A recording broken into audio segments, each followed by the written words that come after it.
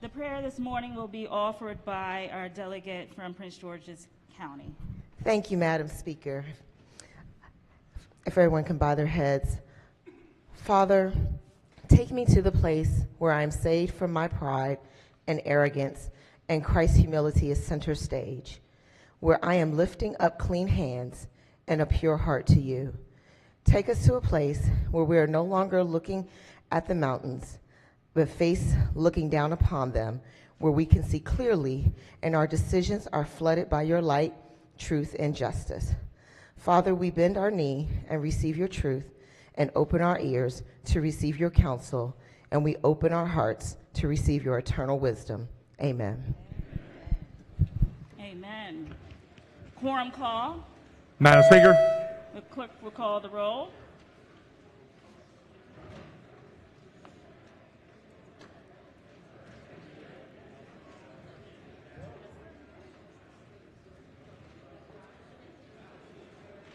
Has everyone recorded their presence?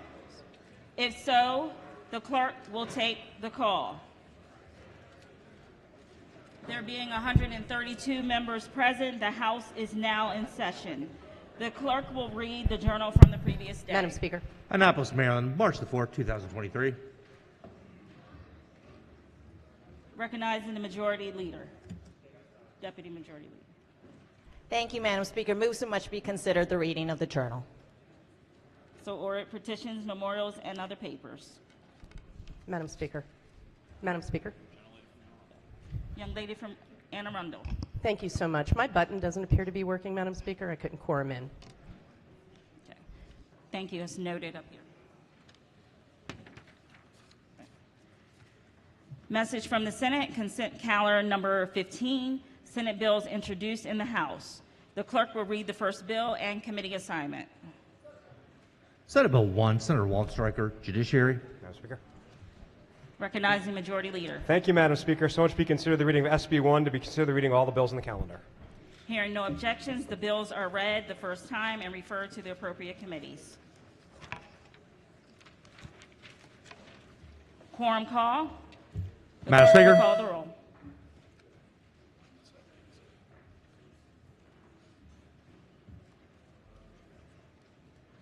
Has everyone recorded their presence? If so, the clerk will take the call. There being 130 members present, the House is still in session.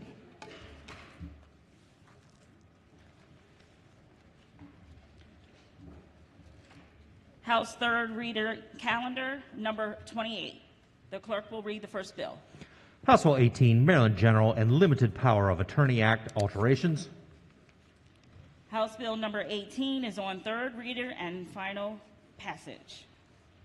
Is there any debate? If not, the clerk will call the roll. Madam Speaker.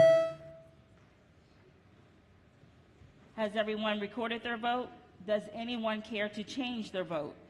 If not, the clerk will take the call. There being 131 votes in the affirmative and the votes for House Bill number 18 having received a constitutional majority is declared passed. The clerk will read the next bill. House Bill 162, Firearms, Maryland Voluntary Do Not Sell Firearm Registry Establishment. House Bill number 162 is on third reading and final passage. Is there any debate? If not, the clerk will call the roll. Madam Speaker. To explain my vote, Madam Speaker. Gentlelady from Hartford. Thank you, Madam Speaker. Body, I'm going to be a red on this bill today, not because I don't support the concept of allowing people to opt out, but because I have some serious concerns about the impacts on civil cases. For example, if... Gentlelady, I need you to record your vote. Oh, I thought I pressed my button. Sorry about that. Now we know why you're standing. Yeah. So it's weird. That seems to happen to me often when I stand to explain my vote. So anyways, I'm going to be red because if you have someone who potentially puts themselves on this list and then they go through a divorce situation, I want you to think about a woman with postpartum depression who is trying to do the right thing, so she puts her name on this list, or a veteran who comes back from overseas and is suffering from PTSD, so he puts himself on this list. And then fast forward a few years when they go to get divorced or they're in a custody situation. Their spouse could potentially bring up the fact that they put this on the record, and it could potentially be used against them in a child custody or divorce situation. And so my fear is that when the people that we're trying to help with this could end up being the people that we actually hurt the most, and they could end up losing their children for no other reason than the reason that they were trying to do what they thought was right. So that is why I'm red, Madam Speaker. Is there any additional debate? Madam Speaker. Recognizing the gentleman from Montgomery County, Vice Chair, to explain his vote. Thank you, Madam Speaker, and thank you, colleagues. I just want to be very, very clear about this. Again, it's a suicide prevention bill. None of the information is disclosable. Nothing is retained. And we have very clear language in here that this information cannot be used for discrimination with respect to healthcare, employment, education, housing, and the whole like. But I appreciate my colleagues' concerns, and we did talk about this, but it's a good bill. Thank you. If there's no other further debate, if not, the clerk will call the roll. Has everyone recorded their vote? Does anyone care to change their vote? If not, the clerk will take the call. There being 96 votes in the affirmative and 36 in the negative, House Bill number 162, having received a constitutional majority, is declared passed. The clerk will read the next bill. House Bill 164, Sexual Offenses, Crime of Violence, and Lifetime Supervision. House Bill number 164 is on third reading and final passage. Is there any debate? If not, the clerk will call the roll. Madam Speaker. Has everyone recorded their vote? Does anyone care to change their vote? If not, the clerk will take the call. There being 134 votes in the affirmative and 0 votes negative, House Bill number 164, having received a constitutional majority, is declared passed. The clerk will read the next bill. House Bill 287, Public Health, Prohibition on Transfer of Human Immunodeficiency Virus, repeal. House Bill number 287 is on third reading and final passage. Is there any debate? If not, the clerk will call the roll. Madam Speaker. Has everyone recorded their vote? Does anyone care to change their vote? If not, the clerk will take the call. There being 197 votes in the affirmative and 37 votes negative, House Bill number 287 has declared constitutional majority is declared passed. The clerk will read the next bill. House Bill 336, Courts, Expert Witnesses, Letter of Exemption. House Bill 336 is on third reading and final passage. Is there any debate? If not, the clerk will call the roll. Madam Speaker. Has everyone recorded their vote? Does anyone care to change their vote? If not, the clerk will take the call. There being 133 votes in the affirmative and 1 vote in the negative, House Bill 336, having received a constitutional majority, is declared passed. The clerk will read the next bill.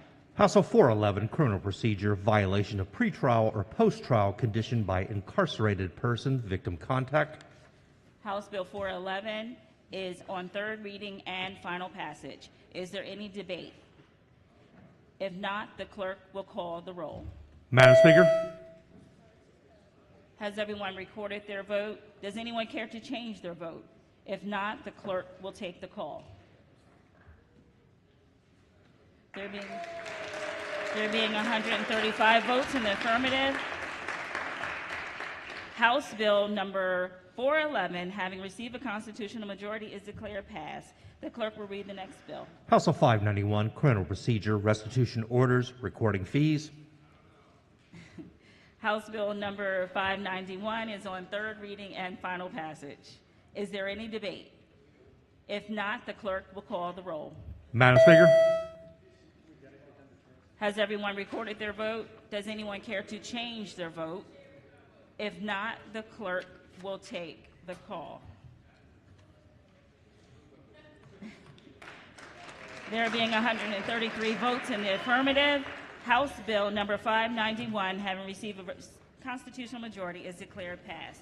The clerk will move to calendar number 29. The clerk will read the first bill. House Bill 672, Family Law, Marriage Ceremony, Designation of Deputy Clerk. House Bill number 672 is on third reading and final passage. Is there any debate? If not, the clerk will call the roll.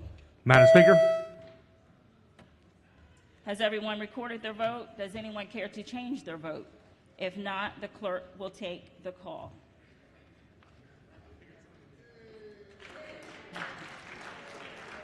There being 134 votes in the affirmative, House Bill number 672, having received a constitutional majority, is declared passed. The clerk will read the next bill. House Bill 687, Estates and Trust Decanting, Maryland Trust Decanting Act. House Bill 687 is on third reading and final passage. Is there any debate? If not, the clerk will call the roll. Madam Speaker, Has everyone recorded their vote? Does anyone care to change their vote? If not, the clerk will take the call. There being 134 votes in the affirmative and one excused, House Bill number 687, having received a constitutional majority, is declared passed. The clerk will read the next bill. House Bill 744, Criminal Law, Public Safety, Interference with a Public Safety Answering Point, Penalties. House Bill number 744 is on third reading and final passage. Is there any debate? If not, the clerk will call the roll. Madam Speaker, Has everyone recorded their vote? Does anyone care to change their vote? If not, the clerk will take the call. There being 135 votes in the affirmative, House Bill number 744, having received a constitutional majority, is declared passed. The clerk will read the next bill. House Bill 745, Criminal Law, False Statements, Emergency Commission or Commission of Crime, Anti-Swatting Act of 2023. House Bill 745 is on third reading and final passage. Is there any debate? If not, the clerk will call the roll. Madam Speaker, Has everyone recorded their vote? Does anyone care to change their vote? If not, the clerk will take the call. There being 135 votes in the affirmative, House Bill number 745, having received a constitutional majority, is declared passed. The clerk will read the next bill. House Bill 747, Correctional Services, Inmate Employment, Agricultural Work. House Bill number 747 is on third reading and final passage. Is there any debate? If not, the clerk will call the roll. Madam Speaker, Has everyone recorded their vote? Does anyone care to change their vote? If not, the clerk will take the call.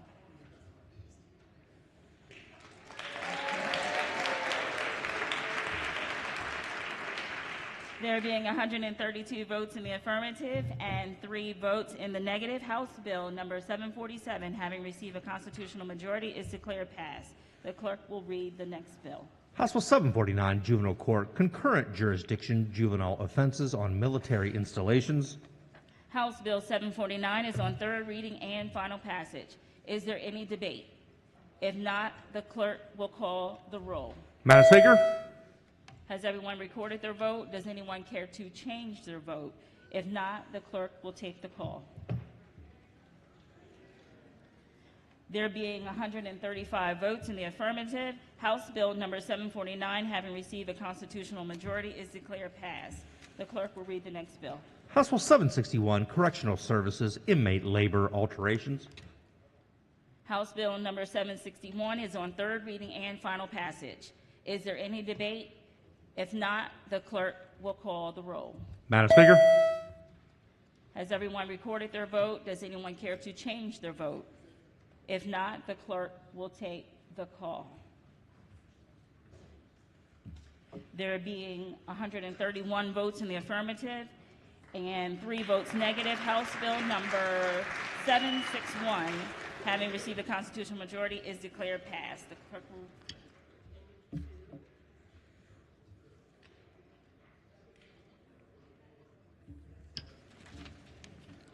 report of the Committee on Environment and Transportation. Clerk will read the first bill. Report number 5, House Bill 519, bicycles, play vehicles, and unicycles, authorizations and requirements. Favorable. The question before the House is the adoption of the favorable report. All in favor signify by saying aye. Opposed, no. The ayes have it. The favorable report is adopted. Madam Speaker? Gentlelady from Hartford. Thank you. Could the floor leader rise and just tell us what this bill does? Madam Speaker? Floor leader. Thank you. So this bill basically flips the paradigm. Right now in Maryland, it's illegal for bicycles to ride on sidewalks unless it has been allowed by the local jurisdiction. Okay. So this just allows it unless the local jurisdiction says no. Okay. All right. Awesome. Thank you. Sure. Are there any amendments to the bill or to its title? Hearing none, the bill is ordered printed for third reading. Clerk will read the next bill. House Bill 625, appraisal gap from historic redlining financial assistance program, alterations. Favorable. The question before the House is the adoption of the favorable report. All in favor signify by saying aye. Opposed, no. Ayes have it. The favorable report is adopted. Are there any amendments to the bill or to its title? Hearing none, the bill is ordered printed for third reading. Clerk will need the next bill. House Bill 806, vehicle laws, autonomous vehicle converters, sale of autonomous vehicles. Favorable. The question before the House is the adoption of the favorable report. All in favor signify by saying aye. Opposed, no. Ayes have it. The favorable report is adopted.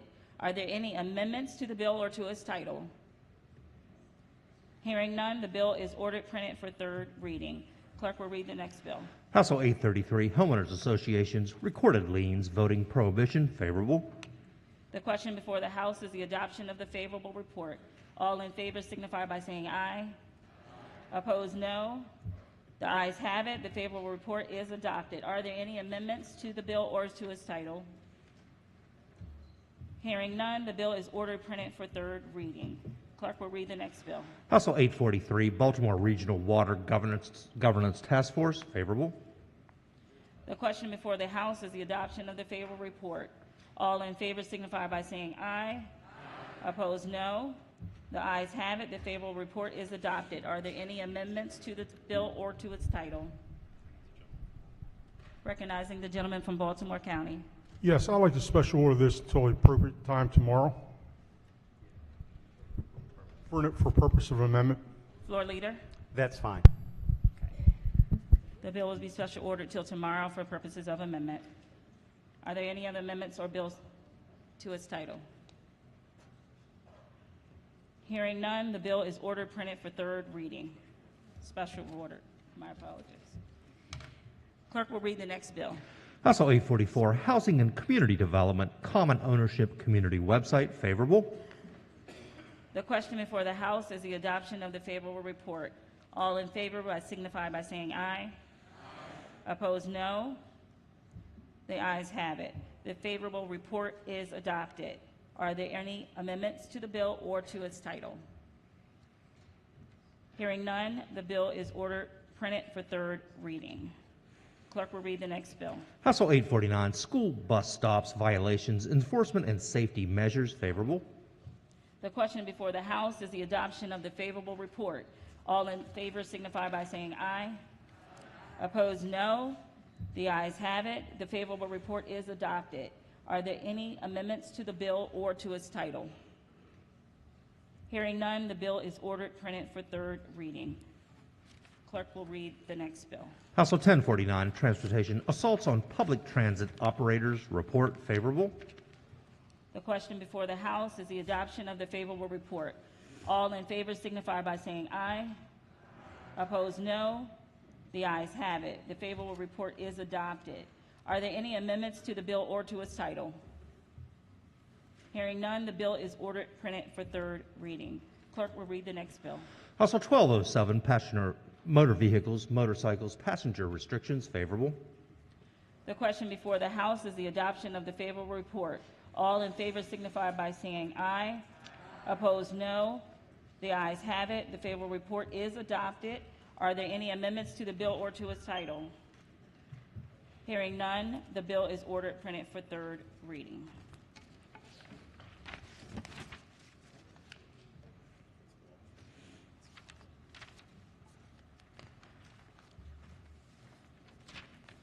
Report of the Committee on Environment and Transportation, report number 6. The clerk will read the first bill. House Bill 90, Local Government Regulatory Powers, Control of Running Bamboo. Favor the amendments. Amendment number 1. Recognizing the subcommittee chair.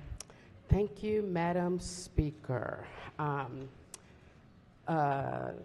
HB 90, favorable with amendments as amended. The bill authorizes the governing body of a county or municipality to regulate through an ordinance invasive bamboo. The bill also authorizes the governing body of a county or municipality to provide for the enforcement of an ordinance adopted under the bill by requiring any damages caused by invasive bamboo to be mitigated and establishing a civil fine. Amendment number 1 adds co-sponsors and makes technical changes. Amendment number 2 alters the enabling authority provided under the bill and expands the authority to municipalities and alters language relating to the enforcement of an ordinance adopted under the bill. Madam Speaker, move the amendments. The question before the House is the adoption of the amendment. All in favor signify by saying aye. Opposed? Madam Speaker. Sorry. Recognizing the right. I want to adopt the committee report Yes, I'm first. sorry. I just didn't think you would see me. Sorry. All in favor signify by saying aye. Opposed, no. The ayes have it. The amendment is adopted. The question now is the adoption of the favorable report as amended. All in favor signify by saying aye. Opposed, no. The ayes have it. The favorable report is adopted. Recognizing the young lady from Harford County. Baltimore County. Baltimore County. Thank you. I just put you over there for a minute. It's I okay. know, that's why I thought you wouldn't look for me over here. Thank you, Madam Speaker. Thank you for rising, Floor Leader. What can you tell us about, you mentioned in the amendments, civil penalties. What can you tell us about the civil penalties in this bill? Recognizing the subcommittee chair. So the bill as amended allows the local jurisdiction to create those civil fines. So the fines are not defined in the bill. The local jurisdiction can create those fines on their own. So someone would be fined for having bamboo? No, ma'am. Okay, please explain the bill to us then. Yes, ma'am. So this bill allows a local jurisdiction to manage bamboo. Bamboo is under the Tier 2 invasive plant in the state of Maryland, which means it can cause issues, but as it is now, if I go and buy this particular type of bamboo at the store, a note is supposed to come with it to tell me how to plant it and how to maintain it. Most people do not read those directions, thereby planting the invasive types. So there's also 2 types under Tier 2, a clumping and a running. Running bamboo, once it plants, its rhizomes go laterally, so then it shoots up and plants. And once it goes, it is very hard to not only maintain, but to eradicate it and dig it all up. And so because of this issue, we're saying, sure, you can plant it, I guess, as the state says, but as the local jurisdiction, they can decide how it then is managed as it relates to the selling of it. So they can decide that it cannot be sold. They can decide that if my neighbor has planted it and has not appropriately planted it in the appropriate containers, whether it's I think it's a polyurethane or a surface that is what do you call it, a concrete surface that doesn't allow the running, that the local jurisdiction can create mitigations to resolve those issues. And with that, they can create some kind of fine system for people who don't read the directions when they plant They their can if bamboo, they choose essentially. And that's even if a jurisdiction decides that they even need something like this. So this is just authorizing, Enabling. just enabling, yes. Ma'am. Okay, thank you for the bamboo lesson. You're welcome. Don't want anybody to be bamboozled. Nice to hear you still have your sense of humor. Are there any additional amendments to the bill or to its title? Hearing none, the bill is ordered printed for third reading. Clerk will read the next bill. House Bill 98, condominiums, declarations, and mandatory insurance coverage alterations. Favor the amendments. Amendment number 1. Madam Speaker. Recognizing the subcommittee chair. Thank you, Madam Speaker. As amended, the bill specifies that mandatory property insurance for a condominium comprised of detached units must also cover common elements. It specifies provisions that are applicable only to attached or multi-family dwelling units and requires owners of detached units to carry homeowners insurance on the entirety of the unit. Amendment number 1 is technical. Amendment number 2 strikes language exempting condominiums existing of detached units from requirement to include information about shared improvements to units on the common elements in the declaration. Amendment number 3 requires owners of detached units to carry homeowners insurance on the entirety of the unit. Move the amendments, Madam Speaker. So ordered. The question before the House is the adoption of the amendment. All in favor signify by saying aye. Opposed, no. The ayes have it. The amendment is adopted. The question now is the adoption of the favorable report as amended. All in favor signify by saying aye. Opposed, no. The ayes have it. The favorable report is adopted. Are there any additional amendments to the bill or to its title? Hearing none, the bill is ordered printed for third reading. Clerk will read the next bill. House Bill 105, real property, condominiums, and homeowners associations, governing bodies, and annual meetings. Favor the amendments. Amendment number 1. Madam Speaker. Recognizing the subcommittee chair. Thank you, Madam Speaker. Move so much be the reading of the amendment. So ordered. As amended, the bill requires provisions in the HOA and the Condominium Act. Technical. Amendment number 1 is technical. Amendment number 2 clarifies the method of calculation when at least one board member who is unaffiliated with the developer or the declarant shall be added to the developer or declarant controlled board of directors for a condominium or an HOA. Amendment number 3 clarifies the provisions pertaining to an annual meeting requirements in the bill as drafted. Amendment number 4 specifies the method of delivery for information for members on a board of directors for a condominium or homeowners association. Move the amendments, Madam Speaker. So ordered. The question before the House is the adoption of the amendment. All in favor signify by saying aye. Opposed, no. The ayes have it. The amendment is adopted. The question now is the adoption of the favorable report as amended. All in favor signify by saying aye. Opposed, no. The ayes have it. The favorable report is adopted. Are there any additional amendments to the bill or to its title? Hearing none, the bill is ordered printed for third reading. The clerk will read the next bill. House Bill 435, Prince George's County Speed Monitoring Systems, Maryland Route 210, Indian Head Highway. Favor of the amendments. Amendment number 1. Madam Speaker. Chair recognizes the floor leader. Thank you, Madam Speaker. Move so much be considered the reading of the amendments. So ordered. Thank you, Madam Speaker. As amended, House Bill 435 increases from 3 to 6 the number of speed monitoring systems that Prince George's County may use on Maryland Route 210, Indian Head Highway. The bill also extends the termination date for the program until 2028 and establishes annual reporting requirements. The amendments are the bill. Move the amendments, Madam Speaker. The question before the House is the adoption of the amendment. All those in favor signify by saying aye. Those opposed, no. The ayes have it. The amendment is adopted. The question now is the adoption of the favorable report as amended. All in favor signify by saying aye. Opposed, no. The ayes have it. The favorable report is adopted. The chair recognizes the minority leader. Thank you, Madam Speaker. I did have a question about the bill, if the floor leader would indulge me. Is this typical? I'm not familiar with this. Is it typical for the state legislature to specifically mandate the exact number of speed camera systems on designated state roads, or is that something typically that is left to the discretion either of, I assume, the State Highway Administration or in some conjunction with law enforcement authorities? I'm not terribly familiar with this stretch of road, and I certainly defer to my colleagues who live there as to their impression. But I'm wondering why we need to have a state bill that says we're going to specifically designate speed cameras on a road. I don't frequently see that for other jurisdictions. Yeah, thank you for the question. That's a really good question. Right.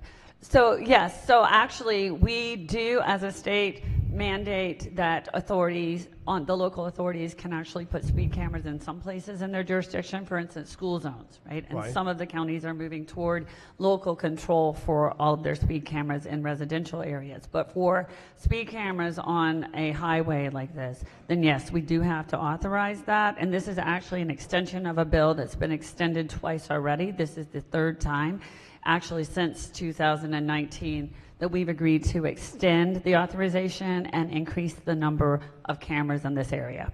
So in this particular bill, or at least the amendments as I heard you explain them, we're doubling the authorized number of speed cameras. Would that, can I infer from that logically that having 3 speed cameras on this section of road did not achieve the purpose for which it was intended? Because we have to double them. According to, thank you. Yeah, obviously, partially that is the reason they brought the bill to extend, but the real reason is that there was actually the authority that we had enacted was actually sunsetting, and so they wanted to expand that. But yes, in the past year, there have been 10 fatalities on that area of road, and they feel like that the 3 that they currently have in place have been successful, but they believe that more would be more successful. Okay. Do we have, and this is just a philosophical question, do we have the ability as the legislature then to mandate speed cameras on like state highways? I got to be honest, other than my colleague from Garrett County and perhaps my colleague from Ocean City, I have the longest drive here every day or every week. I drive through a tremendous amount of a lot of your jurisdictions to get here. And, you know, the speed cameras seem to be variable on the highway. Sometimes when you drive through Washington County, there's just, I got to be honest, I drive here so much, I know where the speed cameras are. I still get caught every once in a while. But, you know, you tend to know where these things are going to be over time if they're placed in the same area. Do we have the ability then as a legislature to say, hey, on I-70, on I-68, on I-270, for example, we can control the number and emplacement of the system, or do we delegate that to the regulatory authorities? We do have that control. Huh. All right. Thank you very much. I appreciate your answers. Madam Speaker. Chair recognizes a delegate from Washington County. Thank you, Madam Speaker. Could I ask the floor leader a question? You thought you were finished. Floor leader. Happy to have one. Oh, thank you. Could you tell me, do the additional speed cameras, does it require the real-time posting of speed prior to entering the enforcement zone? Yes, it does. Okay, thank you. Are there any additional amendments to the bill or to its title? Hearing none, the bill is ordered printed for third reading. Clerk will read the next bill. House Bill 848, Drinking Water Innovative Potable Reuse Pilot Program Establishment. Favor of the amendments. Amendment number 1. Madam Speaker. Chair recognizes the floor leader. So much be considered thank you, Madam Speaker. So much be considered the reading of the amendment. So ordered. Thank you, Madam Speaker. Amendment number 1 makes technical changes. Amendment number 2 renames the pilot program and makes a number of technical and clarifying changes, increases the length of time for which reclaimed water must be held in an environmental buffer before intake to a drinking water treatment facility, but authorizes a permit applicant to request a reduction in this time frame under certain conditions, and authorizes MDE to renew the potable reuse permit after termination of the pilot program under circumstances. Move the amendments. The question before the House is the adoption of the amendment. All in favor signify by saying aye. Opposed, no. The ayes have it. The amendment is adopted. The question now is the adoption of the favorable report as amended. All in favor signify by saying aye. Opposed, no. The ayes have it. The favorable report is adopted. Are there any additional amendments to the bill or to its title? Hearing none, the bill is ordered printed for third reading. The clerk will read the next bill. House Bill 1002, Commercial Vehicles Police-Initiated Towing Alterations. Favor of the amendments. Amendment number 1. Chair recognizes the floor leader. Thank you, Madam Speaker. Move so much to be considered the reading of the amendment. So ordered. Thank you. Amendment number 1 is technical. Move the amendment, Madam Speaker. The question before the House is the adoption of the amendment. All in favor signify by saying aye. Opposed, no. The ayes have it. The amendment is adopted. The question now is the adoption of the favorable report as amended. All in favor signify by saying aye. Opposed, no. The ayes have it. The favorable report is adopted. Are there any additional amendments to the bill or to its title? Hearing none, the bill is ordered printed for third reading.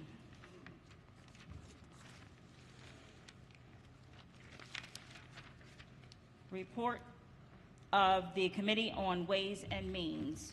Report number 8. The clerk will read the first bill. House Bill 457, recordation tax, purchase money mortgage or purchase money deed of trust, extent of exemption favorable. The question before the House is the adoption of the favorable report. All in favor signify by saying aye. Those opposed, no. The ayes have it. The favorable report is adopted. Are there any amendments to the bill or to its title? Hearing none, the bill is ordered printed for third reading. The clerk will read the next bill. House Bill 576, primary and secondary education, policies on bullying, harassment, or intimidation, revisions. Favor the amendments. Amendment number 1. The chair recognizes the floor leader. Thank you, Madam Speaker. So much be considered the reading of the amendments. So ordered. Amendment number 1 is technical. Amendment number 2 clarifies that a school employee is not civilly liable for not notifying a parent or guardian about the act of bullying, harassment, or intimidation under certain circumstances. I move the amendments. The question before the House is the adoption of the amendment. All in favor signify by saying aye. Opposed, no. The ayes have it. The amendment is adopted. The question now is the adoption of the favorable report as amended. All in favor signify by saying aye. Opposed, no. The ayes have it. The favorable report is adopted. Madam Speaker, The chair recognizes the can I special order this to review it? Madam Speaker. I'm Delegate. kind of concerned that. Delegate, I need you to pause for a second. Recognizing the majority leader. Thank you, Madam Speaker. Just a reminder to my colleagues, when you get up, the Speaker has to recognize you before you can begin making your substantive points. So wait for the Speaker to say the gentle lady from Harford County, if that's the terminology she chooses to use. So just a reminder for my colleagues. Thank you, Madam Speaker. Thank you. Gentle lady from Harford County. Thank you, Madam Speaker. I want to kind of look over the bill carefully because my concern is that some parents have been eliminated from notification, and sometimes the parents know the kids better than the school officials, and there's a high suicide rate, and I'm very concerned about that for children. And I think that ultimately if a child commits suicide, the parents are the ones that are going to be the most devastated of all if they didn't know that there were some issues and the child was being bullied, no matter what the reason for the bullying. So that's my concern. So I'd like to look over the bill for the possibility of an amendment. And when would you like that special ordered till? Pardon? When would you like that special ordered till? Tomorrow or tomorrow. Okay, that's okay. And if you could get our office a copy of the amendment as soon as it's available, I'd appreciate it. Certainly. Thank you so much. Thank you. Thank you, Madam Speaker.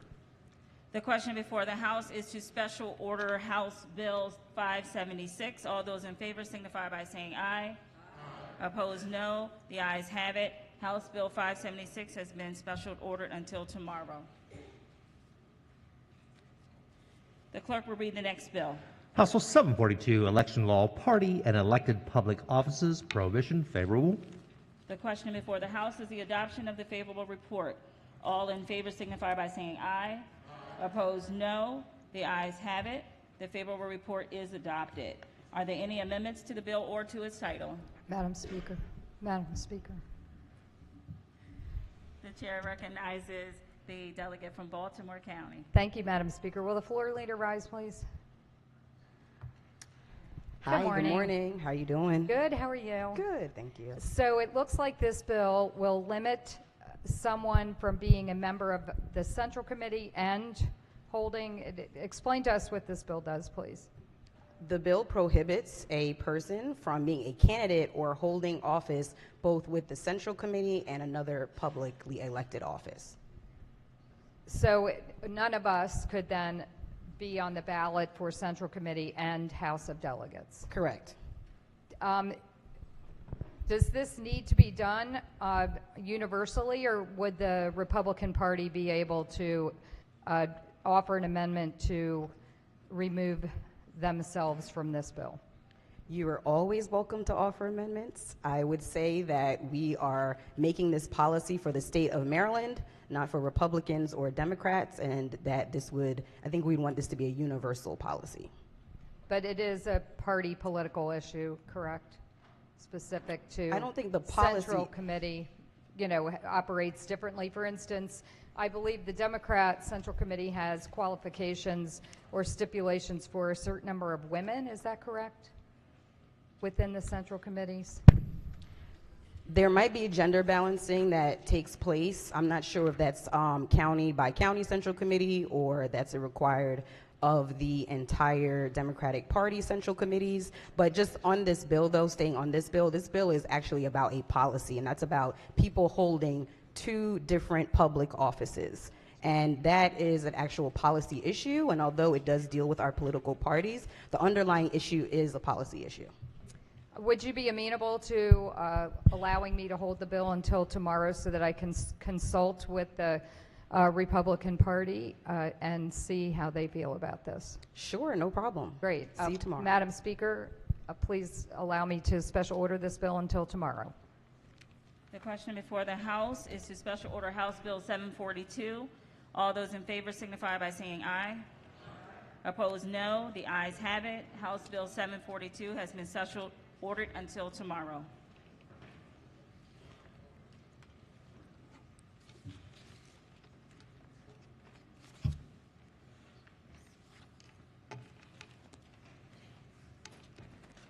Report of the Committee on Ways and Means. Report number 10. The clerk will read the first bill. House Bill 554, Income Tax Subtraction Modification for Military Retirement Income, Keep Our Heroes Home Act. Favor of the amendments. Amendment number 1. Madam Speaker. The chair recognizes the floor leader. Move so much be considered the reading of the amendments. So Amendment ordered. number 1 is technical. Amendment number 2 increases the maximum value of the military retirement income tax subtraction modification to $20,000 for an individual 55 or older and $12,500 for an individual younger than age 55. Move the amendments. The question before the House is the adoption of the amendment. All in favor signify by saying aye. Opposed, no. The ayes have it. The amendment is adopted. The question now is the adoption of the favorable report as amended. All in favor signify by saying aye. Opposed, no. The ayes have it. The favorable report is adopted. Are there any additional amendments to the bill or to its title? Madam Speaker. The chair recognizes the delegate from Baltimore County. Thank you so much, Madam Speaker, and good morning. Question for the floor leader, please. Floor leader. Good morning. So we modified this section of code in 2018. We took it from $10,000 to $15,000. Can you tell me how much a person would expect to have their tax burden reduced under the current law, under that $15,000 exemption? The bill that we have on the floor right now? Under the current statute prior to the bill. Okay. All right. Okay. Stand by 1 second. Sure.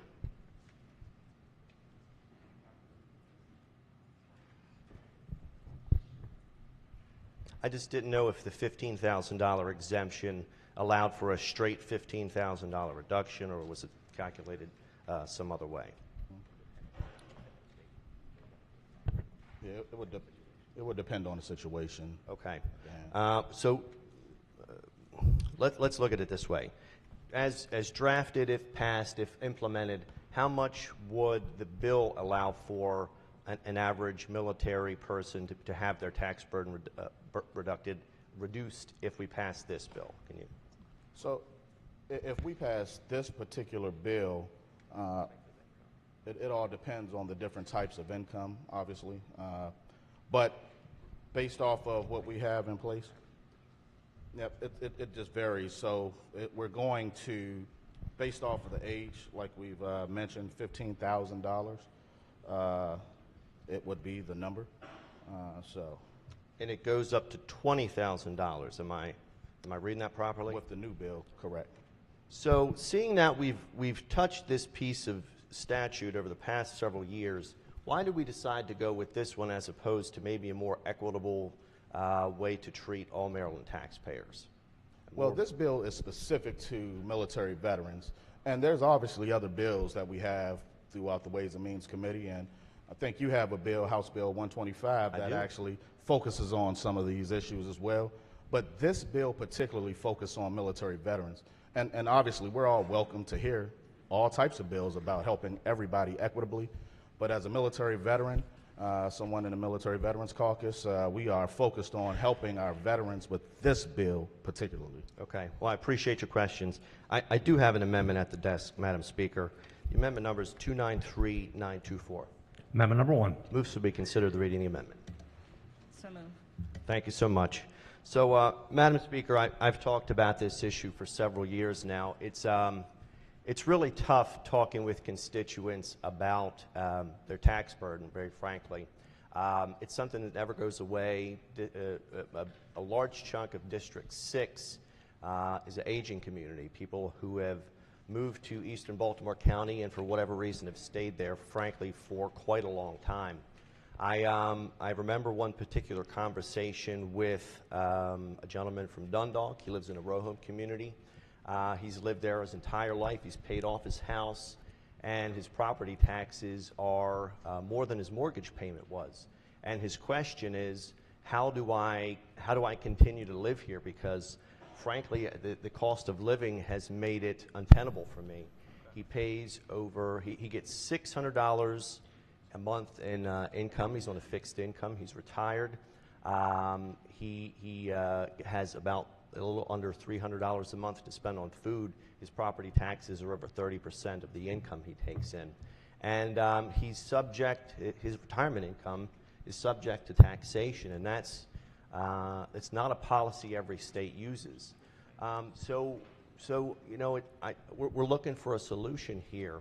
And you know, what we have in statute for these particular individuals, our military retirees, it's something that not every Marylander has.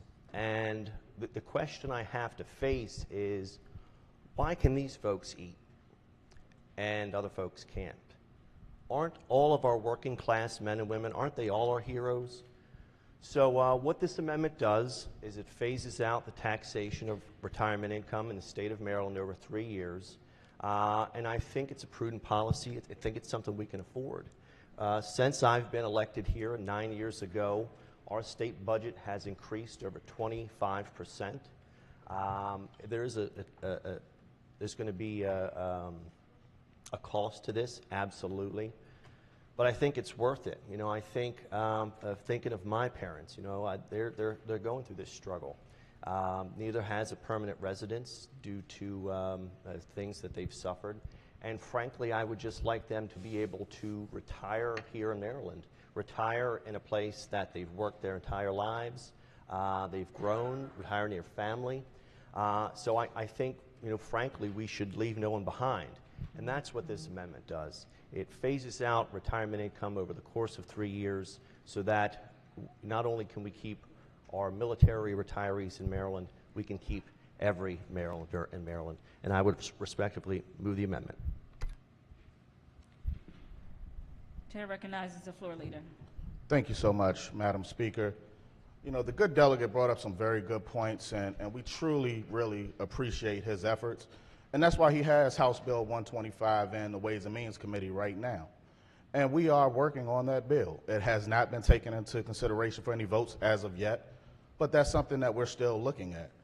But this bill right here is specific to military veterans, people who have served this country for over 20 years, who have retired after serving their country, and we want to keep these folks home right here in the state of Maryland. That's what this is about, veterans. Now, if we want another bill that's focused on something else, the good delegate's already done that. And I'm very happy to talk with him about that bill as it's in Ways and Means Committee. But for this particular issue, we are talking about veterans. Veterans. And there's a lot of veterans on both sides of the aisle who understand that we want to keep these heroes home. That was the mission of this particular bill, keeping folks right here in the state of Maryland, those good folks who have spent their time building up technical expertise across the country at military installations through and through. We want to keep those folks here in the state of Maryland. So I'm going to ask that you reject the amendments. Thank you.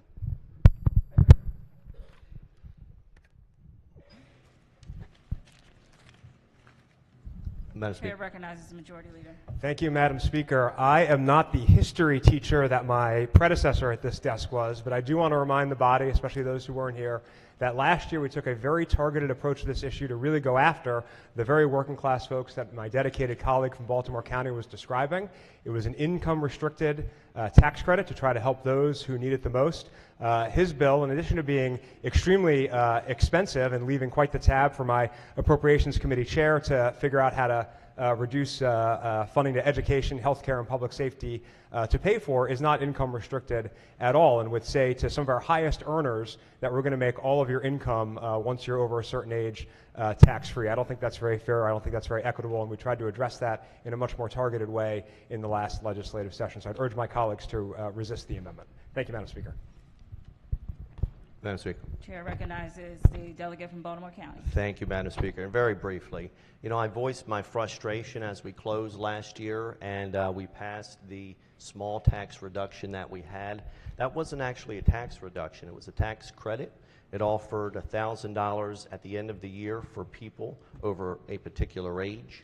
And, you know, there was a lot of discussion about that in the public. And I had to go home and talk to my people, and they said, I don't actually see any tax reduction on my bills every week. You know, I represent the working class, the middle class, and they saw zero tax reduction. And frankly, that particular bill has a clawback provision in it. So if the state revenues decrease, Marylanders actually could receive zero. So, you know, very respectfully, we've lost Marylanders every single year for the past 20 years. We lose thousands of residents every year. I think this is a serious issue. I'd love to work with the committee if possible. I think this is a equal and equitable way to really talk about residents from every single district in their state about a real problem. So I would respectfully move the amendment. Chair recognizes the floor leader. Thank you, Madam Speaker. As it's already been stated by the Majority Leader, we passed the senior tax credit last year, and this is a military-focused bill, a military retiree-focused bill. So I'm going to ask that you resist the amendment. Thank you, Madam Speaker. The question before the House is the adoption of the amendment. All in favor signify by saying aye. Aye. Opposed, no. No. The clerk will call the roll. Madam Speaker. Has everyone recorded their vote?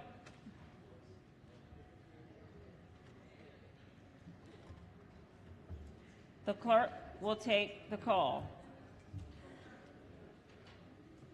There being 95 votes in the negative, the amendment fails. Are there any additional amendments to the bill or to its title? Hearing none, the bill is printed for third reading. Clerk will call the next bill. House Bill 779, tax sales revisions. Favorable amendments. Amendment number 1. Madam Speaker. Chair recognizes the floor leader. Thank you, Madam Speaker. Move so much. Consider the reading of the amendment. So ordered. The amendment extends the period of time after foreclosing judgment before a local government may seek court order transferring ownership of a property to the local government from 90 days to 105 days. I move the amendment. The question before the House is the adoption of the amendment. All in favor signify by saying aye. Aye. Opposed, no. The ayes have it. The amendment is adopted. The question now is the adoption of the favorable amendment. Report as amended. All in favor signify by saying aye. Aye. Opposed, no. The ayes have it. The favorable report is adopted. Are there any additional amendments to the bill or to its title? Hearing none, the bill is ordered, printed for third reading. Clerk will call the next bill. House Bill 781, Maryland Technology Development Corporation, Equitech Growth Fund and Commission. Favorable amendments. Amendment number 1. Chair recognizes the chair of the committee. Thank you, Madam Speaker. Move so much be considered the reading of the amendments. So ordered. Amendment number 1 adds sponsors. Amendment number 2 requires the governor to include an annual appropriation of $5 million for the program and adds 2 additional members to the Ecotech Growth Commission established by the bill. Move the amendments. The question before the House is the adoption of the amendment.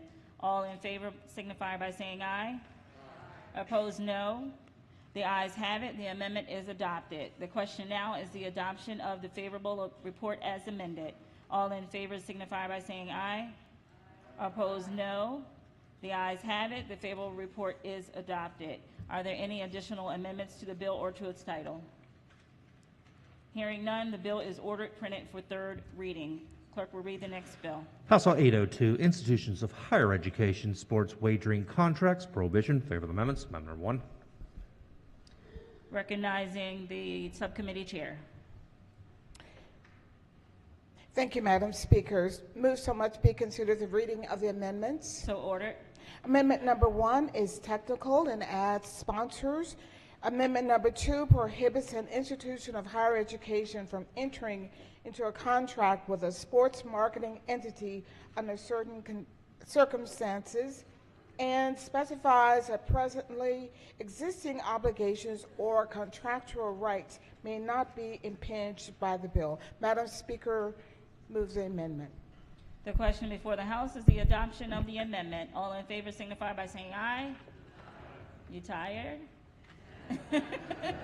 Opposed, no. The ayes have it. The amendment is adopted. The question now is adoption of the favorable report as amended. All in favor signify by saying aye. Opposed, no. The ayes have it. The favorable report is adopted. Are there any additional amendments to the bill or to its title? Hearing none, the bill is ordered printed for third reading. The clerk will read the next bill. House Bill 963, Tax Sales, Data Collection, County Funding. Favor the amendments. Amendment 1. Madam Speaker, Chair recognizes the floor leader. move so much be considered the reading of amendments. So ordered. The amendments strike language reducing the amount of data on owner-occupied properties that counties are required to provide. Move the amendments. The question before the House is the adoption of the amendment. All in favor signify by saying aye. Opposed, no. The ayes have it. The amendment is adopted. The question now is the adoption of the favorable report as amended. All in favor signify by saying aye. Opposed, no. The ayes have it. The favorable report is adopted. Are there any additional amendments to the bill or to its title? Hearing none, the bill is ordered printed for third reading. Clerk will read the next bill. House Bill 1200, Elections, Election Judges, Minimum Compensation. Favor the amendments. Amendment number 1. Chair recognizes the subcommittee chair. Thank you, Madam Speaker. So much be considered the reading of the amendments. So ordered.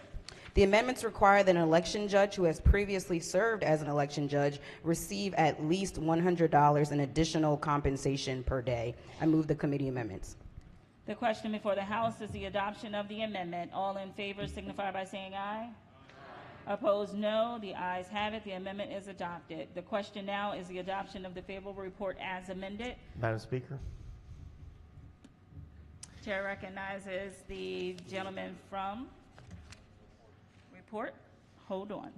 The question now is the adoption of the favorable report as amended. All in favor signify by saying aye. Opposed, no. The ayes have it. The favorable report is adopted. Now, I recognize the gentleman from Carroll County. Yes, thank you. I have a question for the floor leader. Hello. Hey, how you doing? Could I request a special order for the purpose of making an amendment? When would you like to special order it until? Till tomorrow. Okay, that's fine. If you can please share the amendment with me ahead of time. Absolutely. Okay, thank you. Thank you. The question before the House is to special order House Bill 1200. All those in favor signify by saying aye. Opposed, no. The ayes have it. House Bill 1200 has been special ordered until tomorrow. Clerk will read the next bill. House Bill 1219, Maryland Educator Shortage Act of 2023. Favor the amendments. Amendment number 1. Madam Speaker, over here.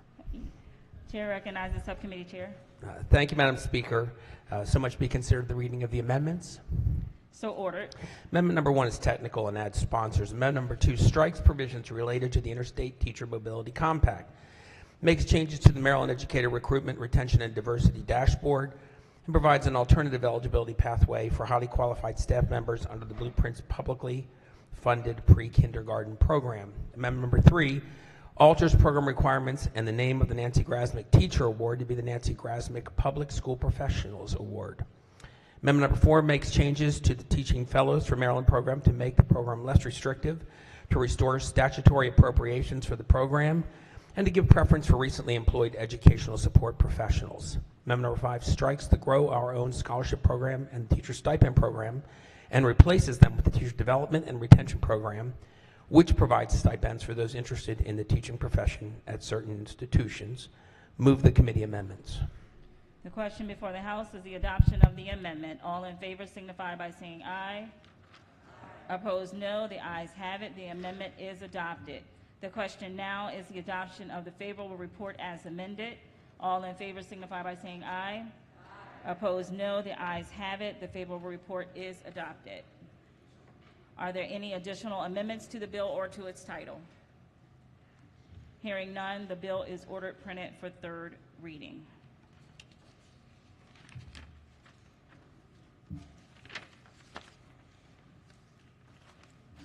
Report of the Committee on Ways and Means, report number 9. The clerk will read the first bill. Household 2, income tax subtraction modification, union dues. Favor the amendments. Amendment number 1. Chair recognizes the subcommittee chair. Thank you, Madam Speaker. Be so much consider the reading of the amendments. So ordered. Amendment 1 is technical. Amendment 2 limits the amount of the subtraction modification to $250. Move the amendments. The question before the House is the adoption of the amendment. All in favor signify by saying aye. Opposed, no. The ayes have it. The amendment is adopted. The question now is the adoption of the favorable report as amended. Madam Speaker. All in favor signify by saying aye. Opposed, no. The ayes have it. The favorable report is adopted. The chair recognizes the gentlelady from Carroll County. Thank you, Madam Chair. I'd like to request a special order for purpose of amendment for the appropriate time tomorrow, please. Okay, sure. Thank you very much. The question before the House is the special order House Bill number 2. All those in favor signify by saying aye. Opposed, no. The ayes have it. House Bill number 2 has been special ordered until appropriate time tomorrow. The clerk will read the next bill. Household 270, income tax film production activity tax credit alterations. Favor the amendments. Amendment number 1.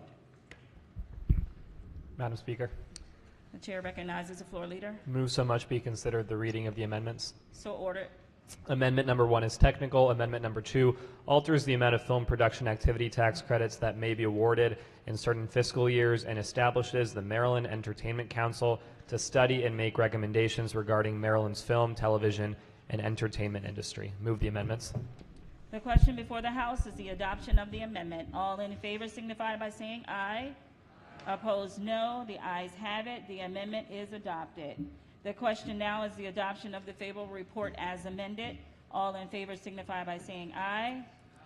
Opposed, no. The ayes have it. The favorable report is adopted. Are there any additional amendments to the bill or to its title? Hearing none, the bill is ordered printed for third reading.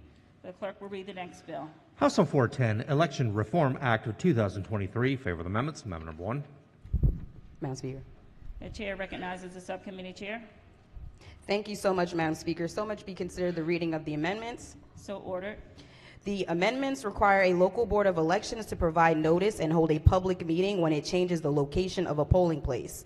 It requires a local board to submit a polling place plan to the State Board of Elections for approval 6 months before a primary election, prohibits a local board from reducing the total number of separate buildings used as a polling place more than 5% below the total number of separate buildings used as a polling place in 2018, requires a local board to submit additional information on affected precincts, prohibits a person from using unlawful means to influence a voter's decision whether to vote by mail, and changes the date of the primary election in 2024 from the 4th Tuesday in April to the 2nd Tuesday in May. I move the committee amendments. The question before the House is the adoption of the amendment. All in favor signify by saying aye. Opposed, no. The ayes have it. The amendment is adopted. The question now is the adoption of the favorable report as amended. All in favor signify by saying aye. Opposed, no. The ayes have it. The favorable report is adopted. The chair recognizes the gentleman from Anne Arundel County. Thank you, Madam Speaker. And the floor leader, please rise. Hi, good morning. Good morning. I'd like to request that we special order this into the appropriate time tomorrow before a possible amendment. It seems like there's a whole lot in this bill. Sure, no problem. Thank you. Thank you. Thank you, Madam Speaker. The question before the House is the special order House Bill 410. All those in favor signify by saying aye. Opposed, no. The ayes have it. House Bill 410 has been special ordered until the appropriate time tomorrow. The clerk will read the next bill. House Bill 552, Economic Development, Build Our Future Grant Pilot Program and Fund Innovation Economy Infrastructure Act of 2023. Favor the amendments. Amendment 1. The chair recognizes the subcommittee chair. Thank you, Madam Speaker. So much be considered the reading of the amendments. So ordered. The amendment makes a technical correction. Move the amendment. The question before the House is the adoption of the amendment. All in favor signify by saying aye. Opposed, no. The ayes have it. The amendment is adopted. The question now is the adoption of the favorable report as amended. All in favor signify by saying aye. Opposed, no. The ayes have it. The favorable report is adopted. Are there any additional amendments to the bill or to its title? Hearing none, the bill is ordered printed for third reading. The clerk will read the next bill. House Bill 622, Economic Development, Industry 4.0 Technology Grant Program. Favor the amendments. Amendment 1. Chair recognizes the floor leader. Thank you, Madam Speaker. Move so much be considered the reading of the amendment. So ordered. Thank you. Amendment number 1 adds sponsors. Amendment number 2 reduces the amount of the appropriation mandated for the program under the bill and reserves 20% of the grants available under the program for small and medium-sized manufacturers with 50 or fewer employees. I move the amendment. The question before the House is the adoption of the amendment. All in favor signify by saying aye. Opposed, no. The ayes have it. The amendment is adopted. The question now is the adoption of the favorable report as amended. All in favor signify by saying aye. Opposed, no. The ayes have it. The favorable report is adopted. Madam Speaker. The chair recognizes the gentleman from Calvert County. Thank you, Madam Speaker. I have a question for the floor leader. Floor leader. Sure. Wow, you're the floor leader. Okay.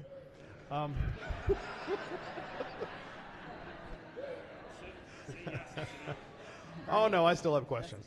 So 4.0 technology is what? It's great, simple technology that would adds autonomy in robotics. It's for software and hardware for the 4.0 technology for robotics and autonomy.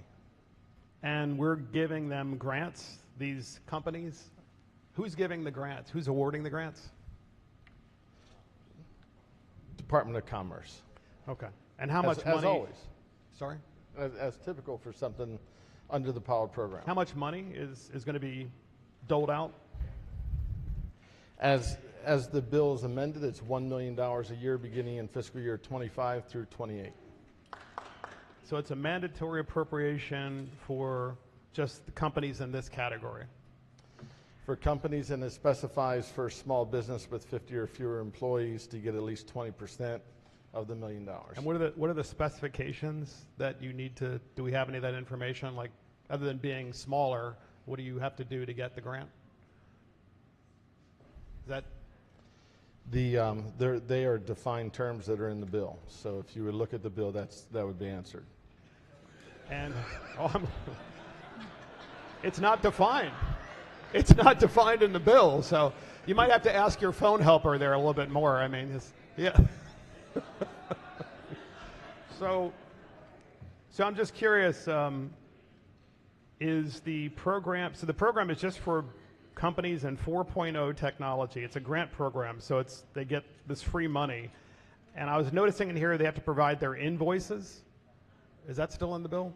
It's for manufacturing companies it would be matching funds, and they would have to show proof of their matching funds.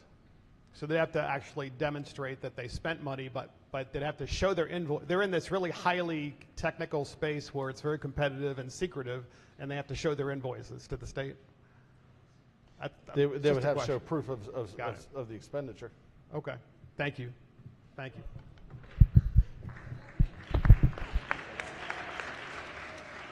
Are there any additional amendments to the bill or to its title?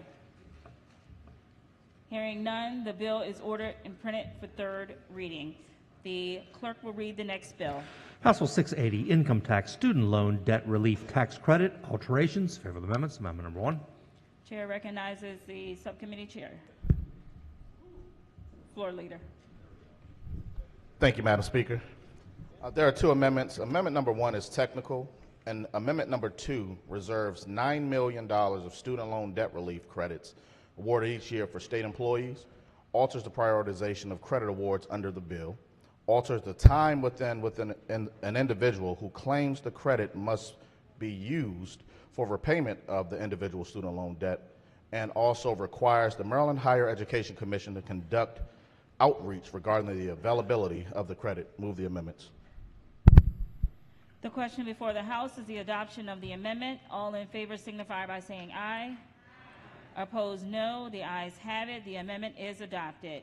The question now is the adoption of the favorable report as amended. All in favor signify by saying aye. Opposed, no. The ayes have it. The favorable report is adopted. Are there any additional amendments to the title or the bill or to its title? Hearing none, the bill is ordered, printed for third reading.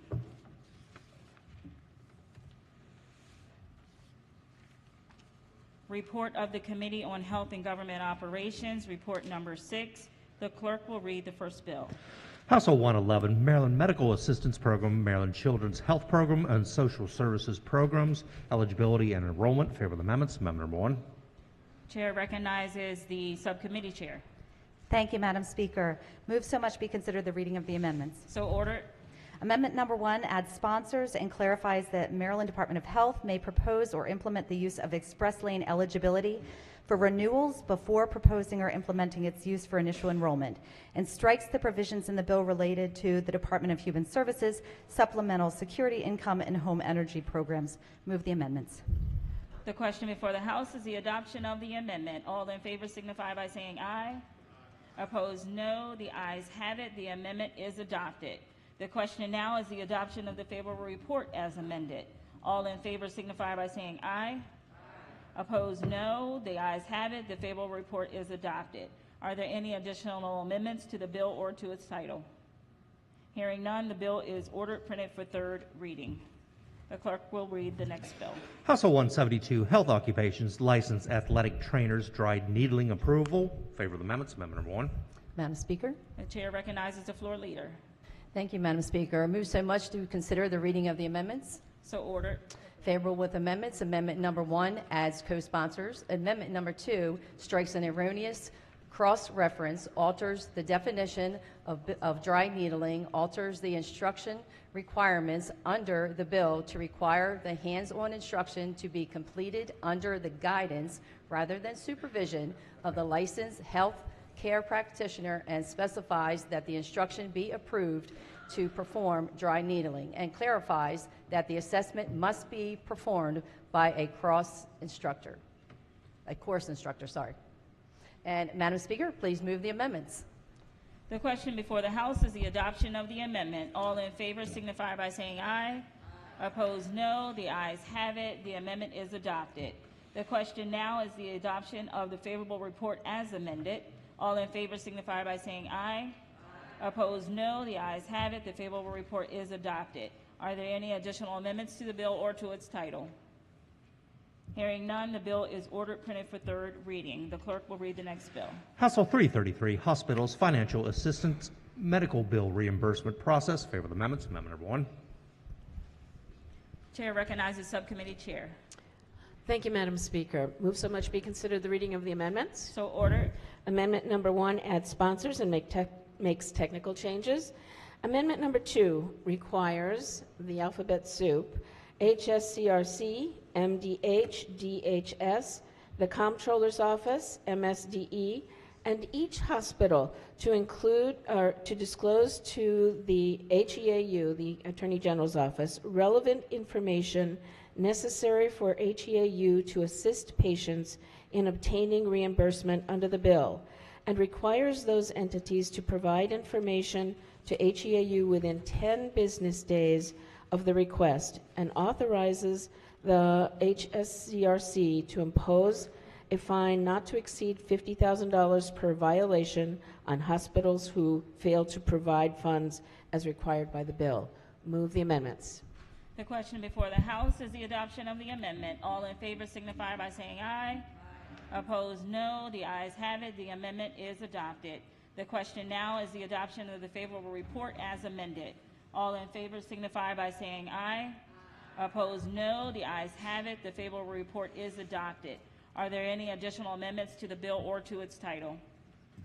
Hearing none, the bill is ordered printed for third reading. The clerk will read the next bill. House Bill 357, Pharmacy Benefits Managers, Definition of Carrier, Employee Retirement Income Security Act, and Purchaser. Favorable amendments. Amendment 1. The chair recognizes the subcommittee chair. Thank you, Madam Speaker. Move so much be considered the reading of the amendments. So ordered. Amendment number 1 is technical. Amendment number 2 retains the definition of carrier and ERISA, and retains current law for provisions of the bill flagged by the Maryland Insurance Administration as potentially raising ERISA challenges. Move the amendments. The question before the House is the adoption of the amendment. All in favor signify by saying aye. Opposed, no. The ayes have it. The amendment is adopted. The question now is the adoption of the favorable report as amended.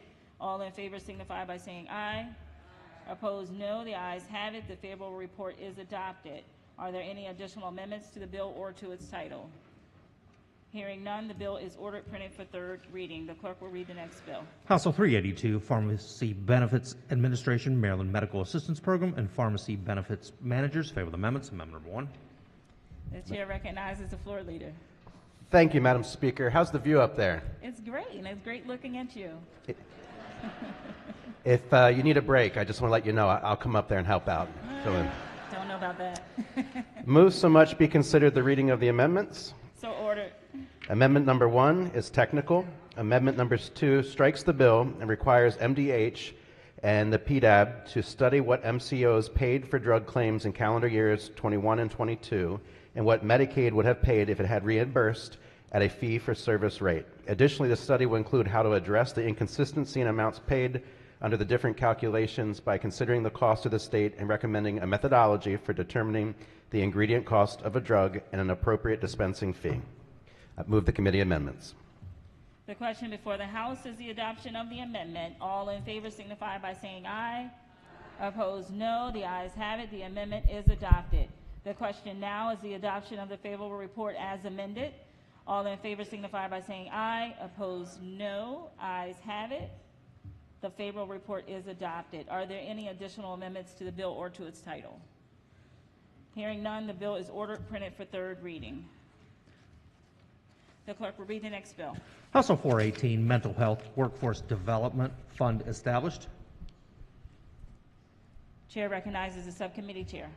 Thank you, Madam Speaker. Move so much be considered the reading of the amendment. So ordered.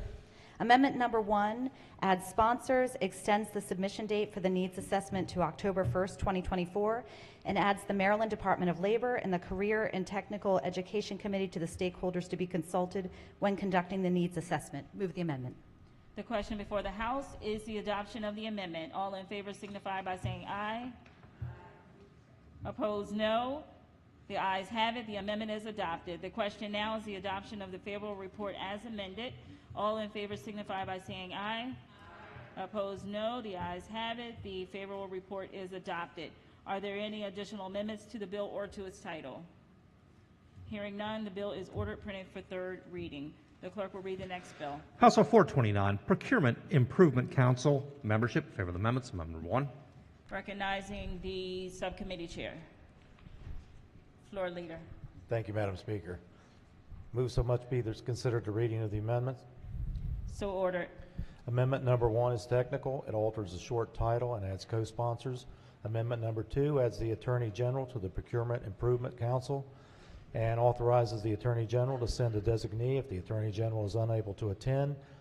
Adds to the Commission's scope discussion of strategies to increase participation of small minority-owned and women-owned businesses in procurement contracts. Move the amendments. The question before the House is the adoption of the amendment. All in favor signify by saying aye. Opposed, no. The ayes have it. The amendment is adopted. The question now is the adoption of the favorable report as amended. All in favor signify by saying aye. Opposed, no. The ayes have it. The favorable report is adopted. Are there any additional amendments to the bill or to its title? Hearing none, the bill is ordered printed for third reading. The clerk will read the next bill. House Bill 454, Health Occupations, Licenses, Certificates, and Registrations, Immigrants. Favorable amendments. Amendment number 1. Madam Speaker, I'm sorry. move so much we consider the reading of the amendments.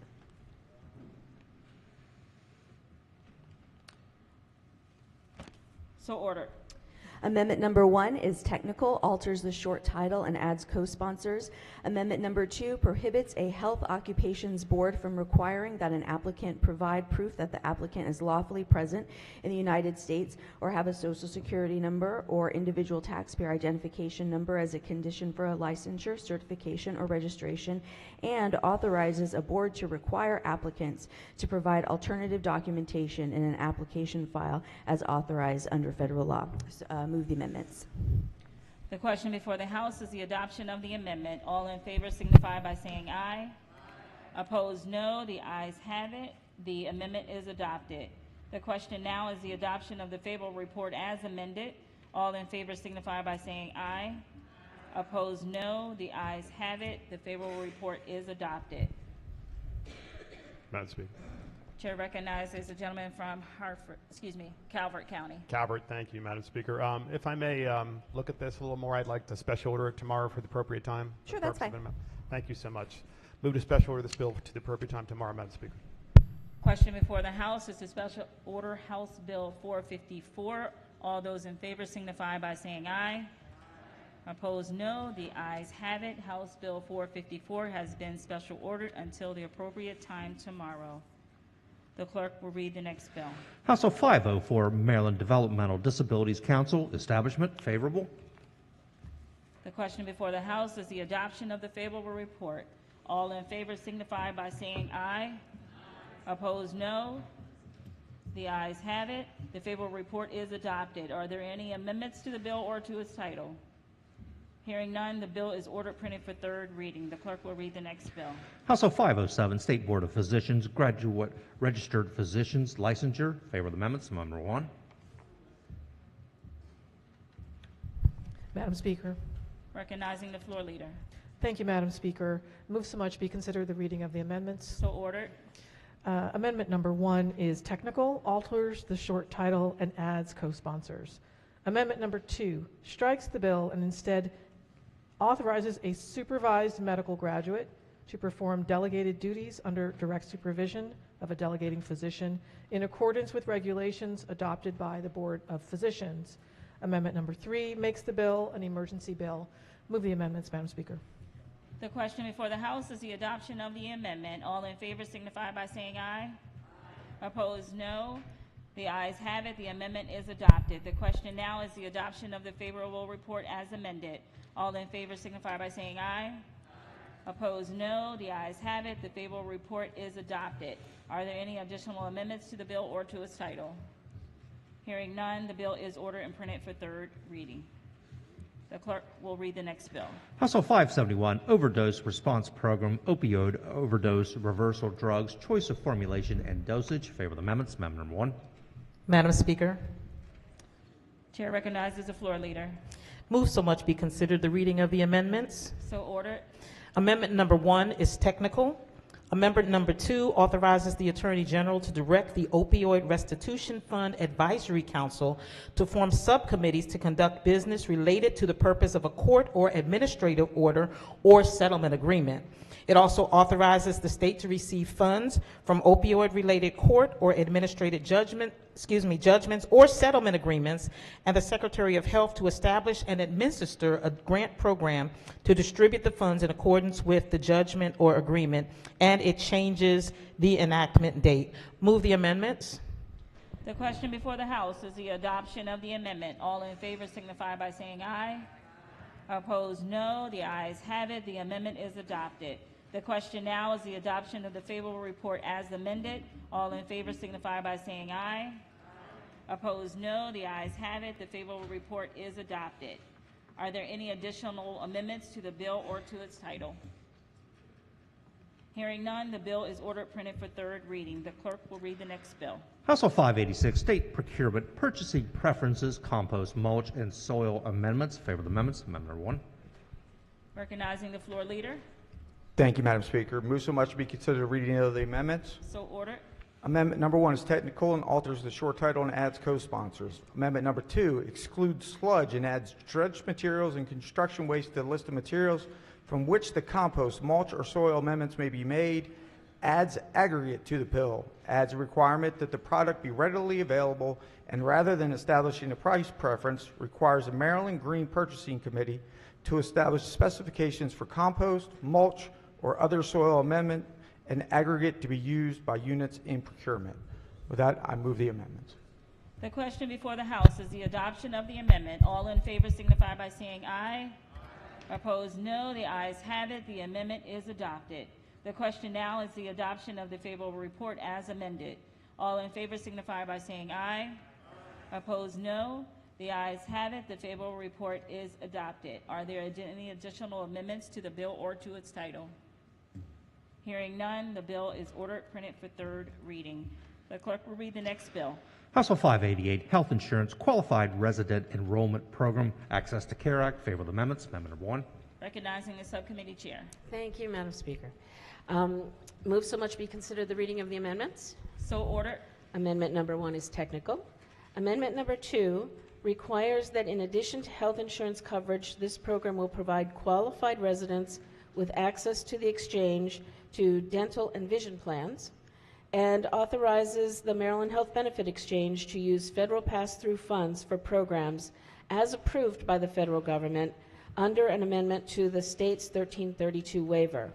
Amendment number 3 requires the Benefit Exchange to submit a plan for implementing subsidies to the General Assembly within 6 months before the fiscal year in which the subsidies would be implemented. Move the amendments. The question before the House is the adoption of the amendment. All in favor signify by saying aye. Opposed, no. The ayes have it. The amendment is adopted. The question now is the adoption of the favorable report as amended. All in favor signify by saying aye. Opposed, no. The ayes have it. The favorable report is adopted. Are there any additional amendments to the bill or to its title? Madam Speaker, I have a few questions for the floor. Recognizing the gentleman from the Eastern Shore. Thank you, Madam Speaker. Good morning, Delegate. Good morning. So the title was interesting, qualified. So help me understand that. Is that for, are we including citizens, undocumented? What are we doing with this? We are defining qualified residents in this bill to include folks regardless of immigration status. So it could include, it would include undocumented residents. So as far as the cost, I mean, do we have, I guess there are projections as to how many would be enrolling. What does it do to the Medicaid deficit? Actually, we would, this doesn't relate directly to Medicaid. This is just allowing everyone access to our health benefit exchange. And the bill allows for us to use subsidies if the federal government agrees with our waiver, but the folks who would have access, right now, undocumented residents do not have access to our exchange. This bill would allow them to purchase insurance on our exchange, which has some of the lowest premiums in the country. Okay, thank you for that explanation. I was hoping someone would beam me an idea for a possible amendment, and that didn't come to me, so that answered all my questions. Thank you. Thank you. Are there any additional amendments to the bill or to its title? Hearing none, the bill is ordered printed for third reading. The clerk will read the next bill. House Bill 605, Commission to establish a memorial to the global war on terror. Favorable. The question before the House is the adoption of the favorable report.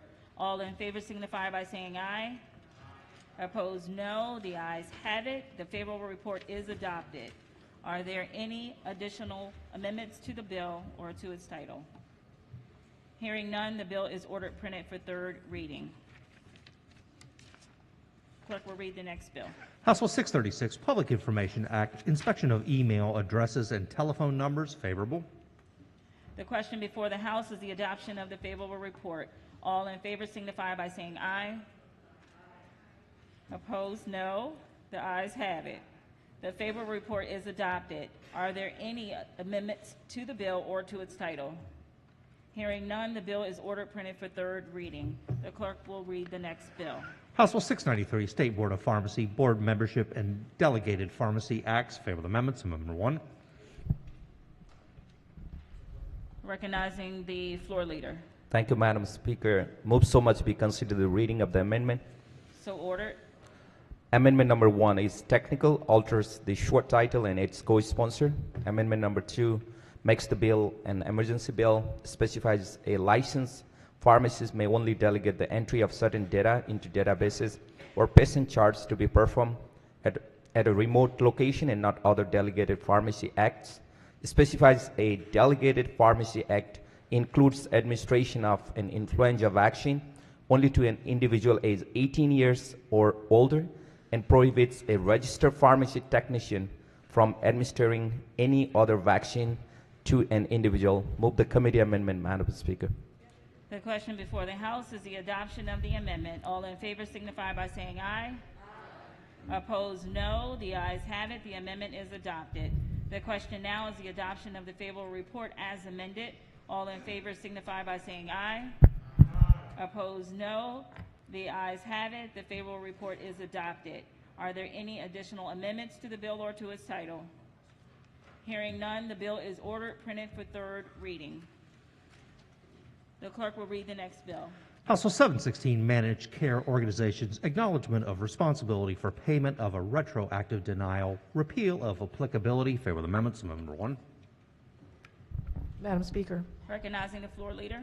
Thank you, Madam Speaker. Move so much be considered the reading of the amendments. So ordered. Thank you. Amendment number 1 adds sponsors and makes technical changes. Amendment number 2 provides that if a retroactive denial of reimbursement is the result of coordination of benefits, then a specified written statement by an MCO to a healthcare provider shall include the name and address of the entity identified by the MCO as responsible for payment of the claim. Move the amendments, Madam Speaker. The question before the House is the adoption of the amendment. All in favor signify by saying aye. Opposed, no. The ayes have it. The amendment is adopted. The question now is the adoption of the favorable report as amended. All in favor signify by saying aye. Opposed, no. The ayes have it. The favorable report is adopted. Are there any additional amendments to the bill or to its title? Hearing none, the bill is ordered printed for third reading. The clerk will read the next bill. House Bill 726, Maryland Medical Assistance Program, Autism Waiver, Military Families. Favorable. The question before the House is the adoption of the favorable report. All in favor signify by saying aye. Opposed, no. The ayes have it. The favorable report is adopted. Are there any amendments to the bill or to its title? Hearing none, the bill is ordered printed for third reading. The clerk will read the next bill. House Bill 814, Maryland Health Benefit Exchange, State-Based Young Adult Health Insurance Subsidies Pilot Program, Sunset Repeal. Favorable amendments. Amendment number 1. Recognizing the subcommittee chair. Thank you, Madam Speaker. Move so much be considered the reading of the amendments. So ordered. Amendment number 1 makes technical changes. Amendment number 2 extends for 2 years, the program for 2 years, rather than repealing the termination date. And amendment number 3 requires the Maryland Health Benefit Exchange to study federal and state subsidies and whether the 1332 waiver should be amended to add young adults or otherwise maximize federal pass-through funds to impact the most individuals and reduce the uninsured rate in Maryland. Move the amendments. The question before the House is the adoption of the amendment. All in favor signify by saying aye. You still there? Yay. Opposed, no. The ayes have it. The amendment is adopted. The question now is the adoption of the favorable report as amended. All in favor signify by saying aye. Opposed, no. The ayes have it. The favorable report is adopted. Chair recognizes Minority Leader. Thank you, Madam Speaker. If the floor leader would indulge me for a moment, you're far more of an expert about this than what I am, but I'm just going from the fiscal notes. So the health benefit exchange program is funded in part, from what I understand to be a mandatory $32 million diversion of, it says, premium tax revenues that would otherwise go to the general fund that could be used to pay for anything and everything from Blueprint to public safety to a wide variety of all the programs that are advocated for. So that $32 million diversion of the premium tax revenues, am I correct? Is that health insurance premiums? Yes. Okay, so a portion of our health insurance premiums are being taxed and it's going to fund this. My understanding, and I know this is a repeal of the sunset, it's the continuation of this young adult program that's occurred. But my understanding is that these are for young adults ages 18 all the way to 34 with incomes that range between 138% and all the way up to 400% of the federal poverty level. Is that who gets these taxpayer-funded subsidies? Yes. Okay. Do you have any idea, and I'm not trying to put you on the spot because I'm not sure that I do either, do you have any idea of what 400% of the federal poverty level is for a single person, someone that doesn't have dependents? Maybe he's in their 20s. We're checking on that, but while we're checking on it, sure. Just to be sure, it's a 2-year extension. It's not a repeal of the termination date. Okay. Because you mentioned that it was a repeal. It's not. It's just a 2-year extension. Okay. I was just reading. I apologize for that. I thought it said sunset repeal, but it's extending the termination date for 2 years. And so that was my question, and maybe if we can't answer that, I don't mean to hold everybody up. We've been here for a while. Would it be possible for me to special order this bill tomorrow? We could discuss that issue for the possible purpose of amendment relating to who's really getting this subsidy and how they fit into Maryland in terms of their socioeconomic status? I would accept that. Just know that's part of the reason for the amendment that asks the health Study. exchange to study it. Right. Okay. If we get special order to the appropriate time tomorrow, I think that might be more time efficient. I think that would work for me. Thank you. I appreciate the thank you, courtesy. Delegate. Move to special order the bill to the appropriate time tomorrow, Madam Speaker. The question before the House is the special order House Bill 814. All those in favor signify by saying aye. Opposed, no. The ayes have it. House Bill 814 has been special ordered until the appropriate time tomorrow.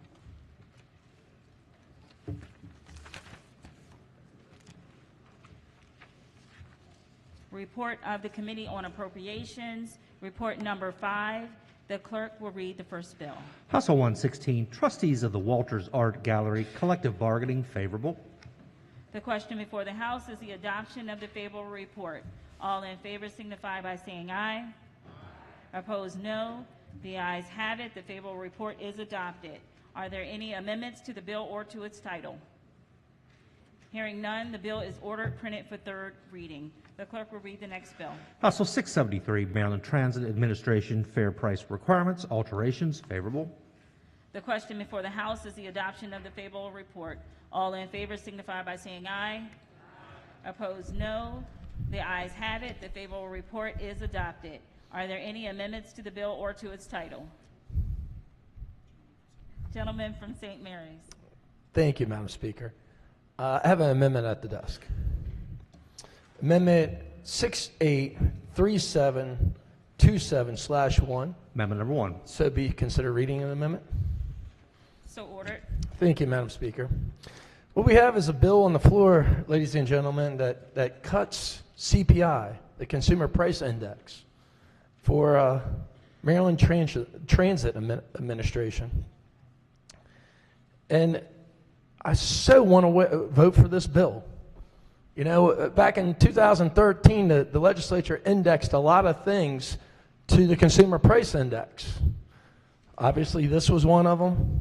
The other thing was the gas tax. And it's been going up every year.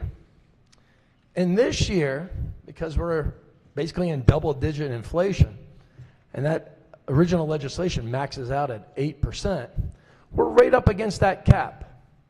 So this July 1st, if we do not pass this amendment, or a bill that's stuck in the drawer in Ways and Means, would be HB 422. We don't do either one of those things. Our consumers, our voters, our constituents are looking at a $62 million tax increase. And while I'm really happy to see this bill on the floor, I am concerned about fairness. And I don't know how it's fair to cut one mode of transportation without cutting and applying a tax relief to another mode of transportation. And that is our friends and family and constituents that are probably stuck in traffic right now. So with that, Madam Speaker, move the amendment. Recognizing the Majority Leader. Floor Leader, Madam Speaker. Floor Leader. Thank you, Madam Speaker. First of all, I thank my colleague from St. Mary's County. Although I have to say I predicted the amendment, I do appreciate that you got me a copy of it ahead of time in such a timely fashion. I would urge the body to resist the amendment. The CPI increase that goes to the MTA fares makes up a very, very, very, very, very small piece of the consolidated transportation program. In the last year of the fiscal note, it's about $20 million. It's a lot to you and I, but in terms of the $10 billion or $20 billion document in front of me, it's a small piece. It's one the Maryland Department of Transportation told us that they can absorb without disrupting all our transportation priorities.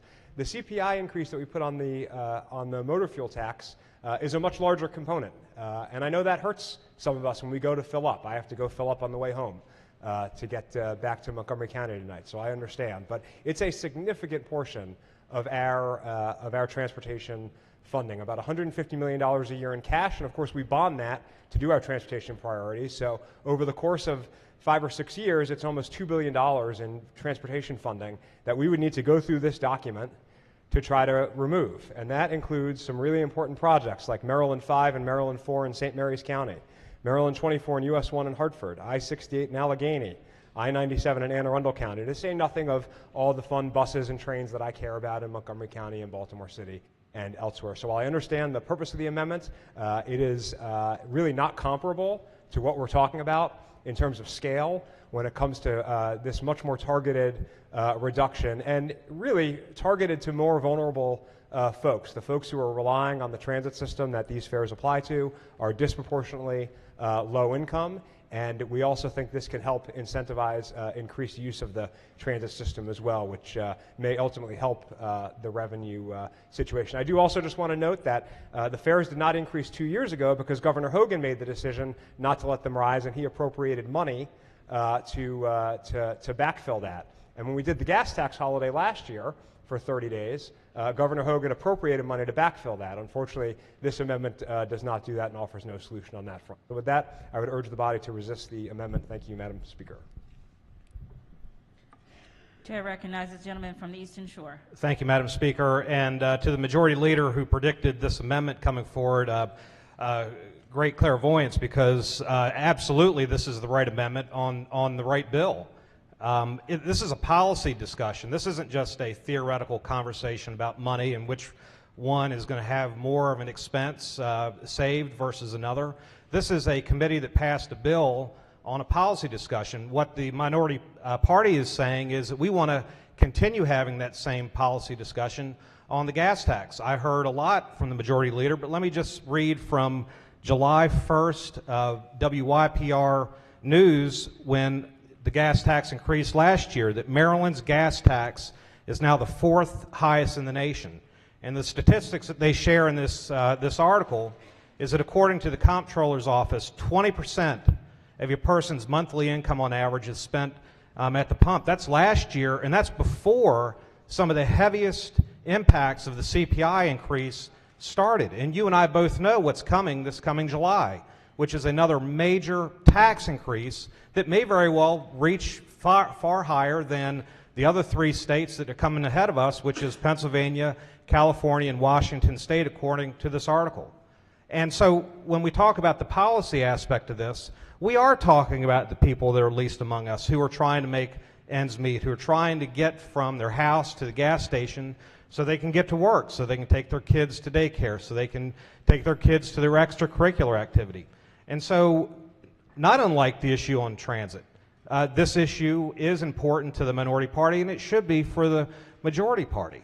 That the CPI indexing of any tax like this is ill-advised because it takes away the control of this legislature to decide if, when, and how we're going to raise taxes on our citizens. And so when you take a bill, which happened under O'Malley, I thought it was 2013, and said that we're going to forever forget about what the legislature's job is to make sure we protect the least among us, and we're going to automatically pass tax increases. Why did we do that? I wasn't in the legislature at the time, but I'll opine that in 2013 we're saying we don't want as a legislature to have our votes attached to every time we got to raise a tax on the gas. It's politically unpopular. People see it every day. And I believe that the minority party has this particular issue right, and we have the amendment on the right bill. I'd like to thank the amendment maker for putting this on. Let's have this conversation. Let's have this debate, but let's not minimize the policy discussion that we're trying to have now, especially with CPI trending the way that it's going to trend and what effect it's going to have on the gas tax. I don't know the answer. I tried to look up what I think the upcoming CPI indexed gas tax will be, what the increase will be. But trust me when I tell you, it's not hard to read the news today to know it's going to be a major increase, and if there's a cap on it, and I can't remember if there's a cap on the gas tax, but my guess is we might come close to hitting that cap, and I'm worried.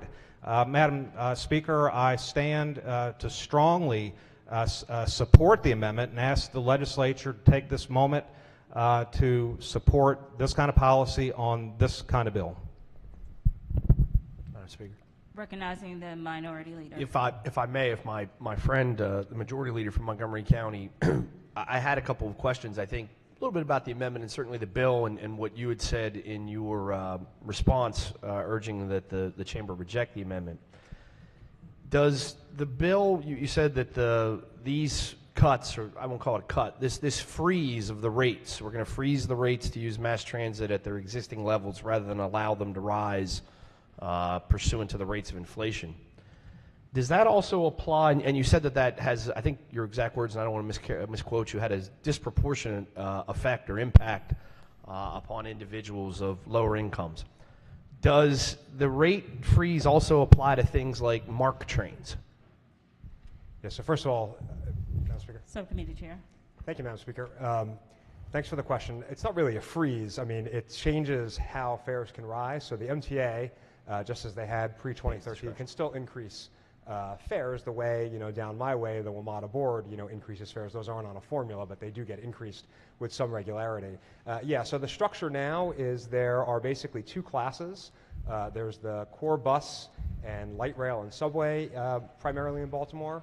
That's one that goes up every 2 years, and then there's the MARC rail and the commuter buses, and I believe that goes up every 5 years under the sort of current law. This would remove all of those sort of automatic adjustments, but leave the discretion in the hands of the MTA to increase fares, as most transit agencies do. What about the metro system that exists predominantly serving Montgomery and Prince George's County, or at least serving them in the terms of that's where the stations are?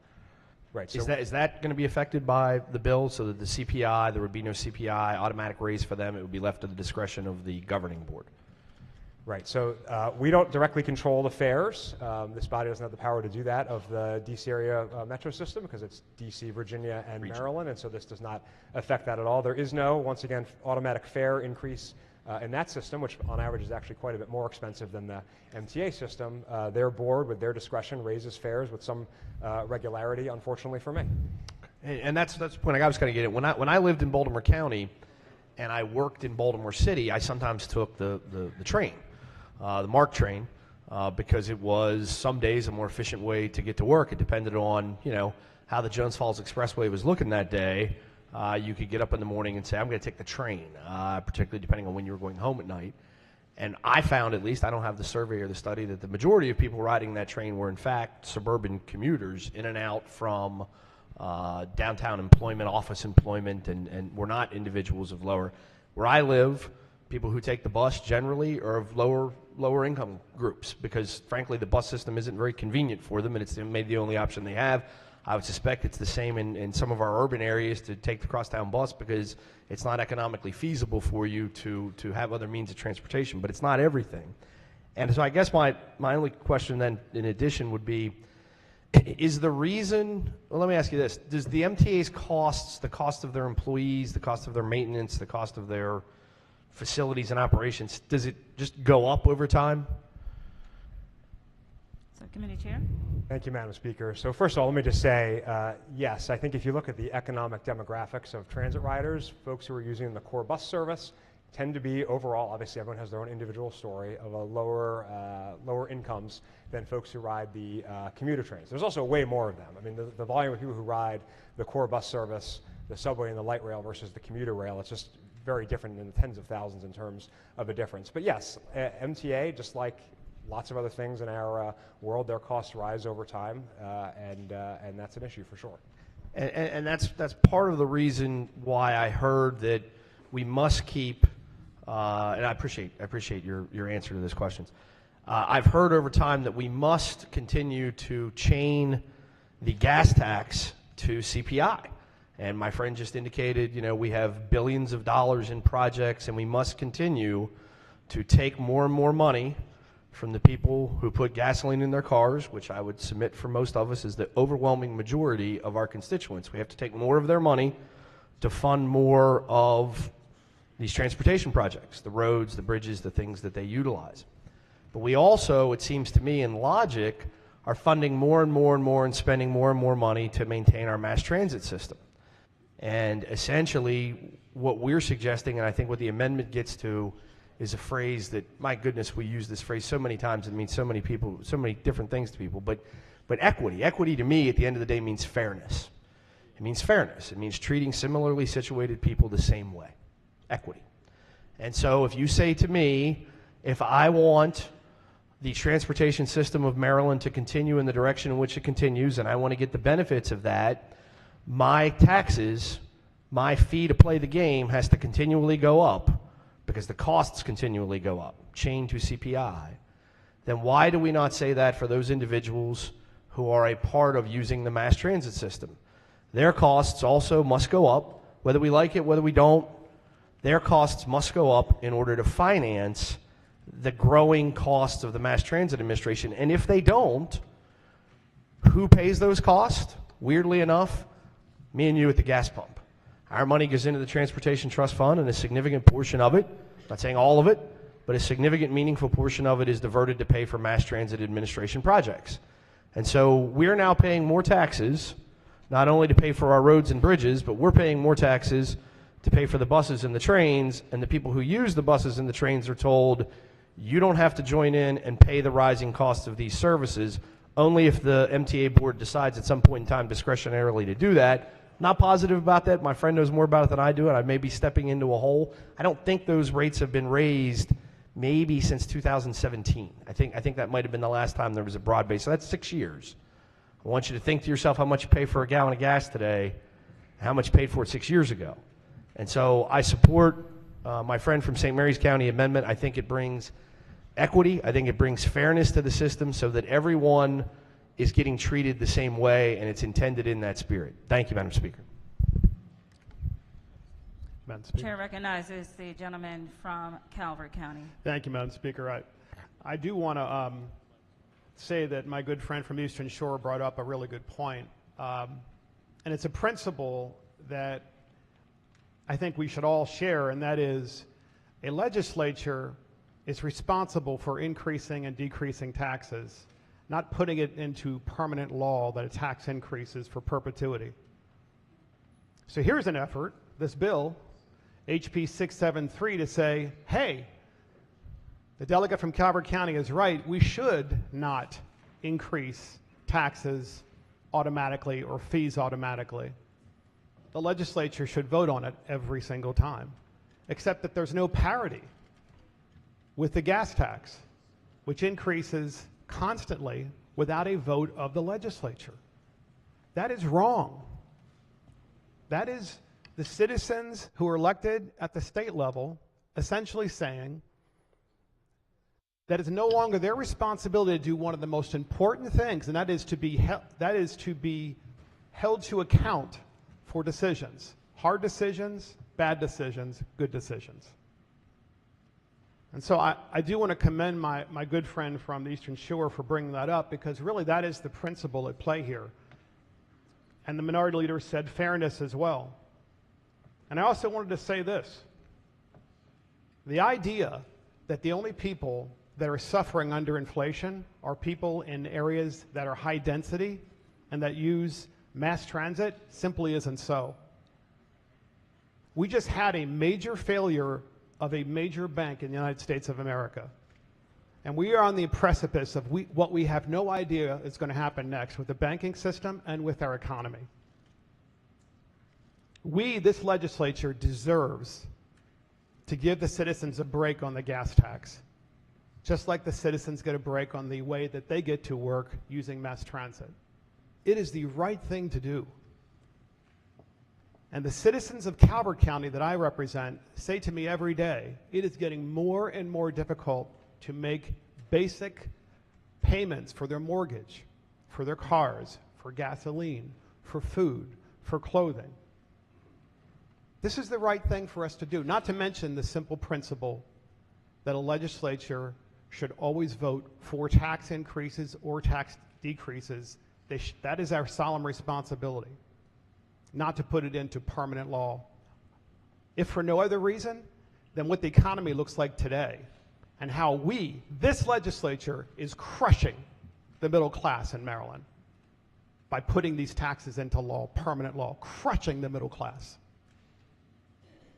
And for all those reasons, I 100% support my good friend from St. Mary's County, who's speaking for the citizens of Southern Maryland and for the entire state, who deserve a break from this ever-burdening taxation of the state of Maryland. Thank you, Madam Speaker. Chair recognizes the gentle lady from Baltimore County. Thank you, Madam Speaker. Would the maker of the amendment rise, please? Good morning. Good morning. Just to clarify what your amendment does, it freezes the gas tax where it is. Yes, it freezes it. It stops the increase that's coming July 1st. So all this debate that we're having that we'll lose funding and won't have funding for projects, well, that budget has already been submitted to the legislature. It can't cut. It's not cutting anything. It's stopping a coming tax increase. So a vote for your amendment is a vote to tell the citizens in the state of Maryland that you do not want their gas taxes to go up July 1st. Is that correct? Yes, and a vote against this amendment is saying to the Maryland citizens that I support a $62.4 million tax increase, which would leave us with what I would predict, and look, it's a little bit, it does fluctuate a little bit. This is on the comptroller to release the exact numbers, but it would leave us, I predict, July 1st with the highest gas tax, or second highest gas tax in the nation, next to California. So I understand, if my research is correct, that we pay 43 cents a gallon right now in Maryland gas tax, another 18 in federal, puts Maryland at a 60 cents a gallon in taxes. Any idea how much it's going to go up July 1st? Because last year it went up 7 cents a gallon, but the CPI's got to be much higher, and it's going to be on the basis of 43 cents. Were you able to get an estimate of how much per gallon it's going to go up? Yes, because the original legislation maxes out at 8%. So last year when we had the 7 cents increase, it didn't take up the entire year because we weren't in double-digit inflation at that point. So since it maxes out at 8%, I would predict somewhere around another 7 to 8 cents a gallon, which would give us a total taxation rate of 51 cents per gallon just in state taxes. And then there's another 18.9% from federal taxes. So yeah, there's a lot of tax on a gallon of gas. So for those reasons, members of the body, I urge a green vote on this amendment to tell people that we don't want their gas tax to go up. And then if this is needed next year, someone can bring back another gas tax bill. So I'll be voting green on this.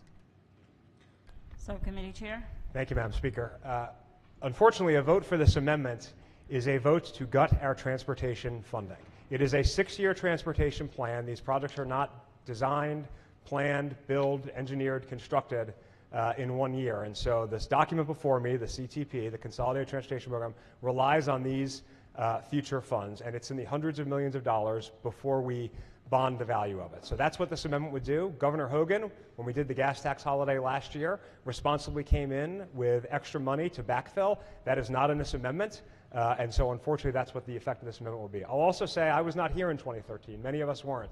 But for most of us, our predecessors, they actually weren't that clever. They didn't invent this policy. 10 states adjust their motor fuel tax with inflation, including such radical states as Utah, North Carolina, and our friends in Virginia. So this is something other states do, and it's a responsible way to make the necessary investments that drivers need so that they can get where they want to go on our roads, bridges, and tunnels. So for that reason, I would urge the body to resist the amendment. The question before the House is Madam the Speaker, I adoption move of the the amendment. amendment. All in favor signify by saying aye. Opposed, no. The clerk will call the roll. Madam Speaker. Has everyone recorded their vote? Madam Speaker, I'd like to explain my vote real quick. Gentleman to explain his vote. Thank you, Madam Speaker. I'm standing in support of this amendment because I offered it. There was a lot of talk about revenue and what's fair and what's not fair. Look, obviously this is a bad idea, else we wouldn't be removing CPI from mass transit.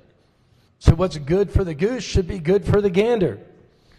And the truth is, as far as not having funding, 61% of all the Transportation Trust Fund goes to mass transit. But it's overwhelmingly paid by motorists. Those ones that are stuck in traffic, your constituents.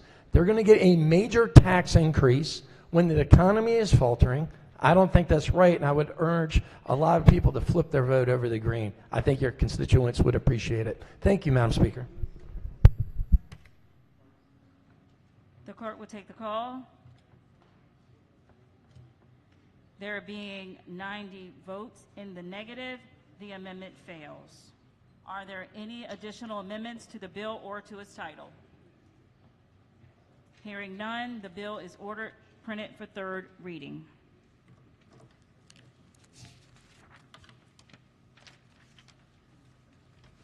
Report of the Committee on Appropriations, report number 6. The clerk will read the first bill. House Bill 51, Department of Transportation, Consolidated Transportation Program and Debt Limit of Grant Anticipation Revenue Vehicle Bonds, State and Federal Transportation Funding Act. Favor of the amendments. Amendment number 1. Recognizing the subcommittee chair. Thank you, Madam Speaker. Long time no see. Move so much we consider the reading of the amendments. So ordered. Amendment 1 is technical. Amendment 2 removes a $30 million funding reserve, increases the amount of bond funding available, and alters which project bond proceeds can be used for. Move the amendments. The question before the House is the adoption of the amendment. All in favor signify by saying aye. Opposed, no. The ayes have it. The amendment is adopted. The question now is the adoption of the favorable amendment as amended. Report as amended. All in favor signify by saying aye. Opposed, no. The ayes have it. The favorable report is adopted. Are there any additional amendments to the bill or to its title? Hearing none, the bill is ordered printed for third reading. The clerk will read the next bill. House Bill 184, State Personnel, Education and Transportation Grievance Procedures. Favor of the amendments. Amendment number 1. Recognizing the floor leader. Thank you, Madam Speaker. Be so much we consider the reading of the amendments. So ordered. Amendment number 1 is technical. Amendment number 2 adjusts the language of the bill to ensure the scope of permissible grievances matches the scope in place for most state employees. Please move the bill. The question before the House is the adoption of the amendment. All in favor signify by saying aye. Opposed, no. The ayes have it. The amendment is adopted. The question now is the adoption of the favorable report as amended. All in favor signify by saying aye. Opposed, no. The ayes have it. The favorable report is adopted. Are there any additional amendments to the bill or to its title? Hearing none, the bill is ordered printed for third reading. The clerk will read the next bill. House Bill 546, Education Service Year Option Program Establishment, serving every region through Vocational Exploration Act of 2023. Favor of the amendments. Amendment number 1. Madam Speaker. Recognizing the subcommittee chair. Thank you, Madam Speaker. Move so much be the reading of the amendments. So ordered. There are 2 amendments. Amendment number 1 repeals the Maryland Corps, as many of the provisions are duplicative of the provisions in House Bill 546, reflecting the actions that were taken in the budget that we'll be considering later this week. Amendment number 2 reconciles provisions of Maryland Corps into the service program, adds amendments from MACO, the Maryland Disabilities Coalition, and Service Year Alliance. Move the amendments. The question before the House is the adoption of the amendment. All in favor signify by saying aye. Opposed, no. The ayes have it. The amendment is adopted. The question now is the adoption of the favorable report as amended. All in favor signify by saying aye. Opposed, no. The ayes have it. The favorable report is adopted. Are there any additional amendments to the bill or to its title? Madam Speaker. Subcommittee Chair. Thank you. I have an amendment at the desk. It's amendment number 613627. Amendment number 1. Move so much be the reading of the amendment. So ordered. Thank you. The amendment just changes the name from the service year option back to Maryland Corps. Move the amendment. The question before the House is the adoption of the amendment. All in favor signify by saying aye. Opposed, no. The ayes have it. The amendment is adopted. The question now is the adoption of the favorable report as amended. All in favor signify by saying aye. Opposed, no. The ayes have it. The favorable report is adopted. Are there any additional amendments to the bill or to its title? Madam Speaker. Recognizing the gentleman from St. Mary's. Calvert. Thank you, Madam Speaker. I do have a couple of questions for the floor leader, if I may. Floor leader. How are you? Good. Good afternoon, sir. How are you? Good, thank you. Are there any minimum requirements for, first of all, this is for high school students, the 1-year service option, or is this for college students? It's high school graduates or within 2 years of graduating high school or a GED. And actually one of the amendments that we made to the bill as well, again at the behest of the Disabilities Coalition, was to include students who have completed a high school certificate to make sure that we weren't excluding individuals with disabilities. So to clarify, this would apply to people that have graduated from high school? Correct. Not in high school? Correct. Okay, got it. Thank you. Thank you. Are there any additional amendments to the bill or to its title? Hearing none, the bill is ordered printed for 3rd reading. Clerk will read the next bill. House Bill 794, Baltimore Regional Transit Commission Establishment. Favor of the amendments. Amendment number 1. Madam Speaker. Recognizing the floor leader. Thank you, Madam Speaker. Move so much we consider the reading of the amendments. So ordered. Amendment 1 is technical. Amendment 2 changes the composition of the commission, adds the Secretary of MDOT as a non-voting member, and alters items requested for the commission's quarterly agenda. Move the amendments. The question before the House is the adoption of the amendment. All in favor signify by saying aye. Opposed, no. The ayes have it. The amendment is adopted. The question now is the adoption of the favorable report as amended. All in favor signify by saying aye. Opposed, no. The ayes have it. The favorable report is adopted. Are there any additional amendments to the bill or to its title? Hearing none, the bill is ordered printed for 3rd reading. The clerk will read the next bill. House Bill 982, State Employees, Programs and Scholarships for Home Services, Careers, and Probation Agents, and State Contributions to Supplemental Retirement Plans. Favor of the amendments. Amendment number 1. Madam Speaker. Recognizing the chair of the committee. I move so much be considered the reading of the amendments. So ordered. Amendment number 1 replaces the phrase needed positions with targeted positions. Amendment number 2 provides only certain portion of the bill will terminate, makes other technical and clarifying changes. Move the amendments.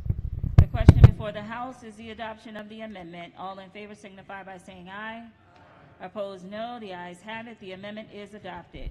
The question now is the adoption of the favorable report as amended. All in favor signify by saying aye. Opposed, no. The ayes have it. The favorable report is adopted. Are there any additional amendments to the bill or to its title? Madam Speaker. The gentleman from Cecil County. Yep. Thank you, Madam Speaker. Would the floor leader please rise for a few questions? Sure. Yeah, I just wanted to clarify a few items here. First one being there's multiple references made to Maryland law enforcement. Would this include our municipal or county, such as our sheriff's departments? If you remember when we did police reform a couple of years ago, we included them in the LARP as well as officer scholarships. What we're doing is opening up the parole and probation officers. We're also moving some money from the scholarships to the LARP. It's because the scholarships have been underutilized. There's $8.5 million sitting there, and so far 12 students, totaling 28,000, have used them. So we're hoping more officers and parole and probation officers will utilize this, because we'll get more existing officers who are there, who already have loans that need to be paid back under the LARP. Great. So, yeah, because I worked on that bill a number of years ago with the committee, and my sheriff's department was specifically interested in this because, you know, our location, we have so many officers leaving to Pennsylvania and Delaware because they offer these type of reimbursements. And the hope is actually we'll get more officers to stay, because the LARP is for existing officers. So if you're an existing officer that's already been to college, you can utilize the loan assistance repayment program, and then you have to also promise to stay for another 5 years. So actually, I think it gets to your intent. And by the way, I was the one on the appropriation side that worked with Judiciary on this, so I think it gets to our intent. Yeah, thank you for being the champion for that. I had some other concerns as well. Sure. In reading the fiscal note, it looks like there's a geographic ring of where this would apply. It is a pilot, I get that. And so my question is, in terms of how you would qualify, do you have to live in the jurisdiction, work in the jurisdiction, both? What does that look like? There are a number of provisions to this bill, so I don't want to get them scrambled up, right? So there's the supplemental retirement program. That's for anybody in DHS or anybody in state government, the $600 match. The pilot program specifically, which is going to target 3 jurisdictions, high schools in those jurisdictions, Prince George's, Baltimore City, and Baltimore County, you're going to have to come from that high school into the program. Now, you also are able, within DHS, if you're an existing employee, to avail yourself of some of these LARP and scholarship programs. That could be anywhere, anyone, anywhere. But the pilot program from the high school specifically would be those jurisdictions. That's because that's where you're seeing most of the work from DHS occurring.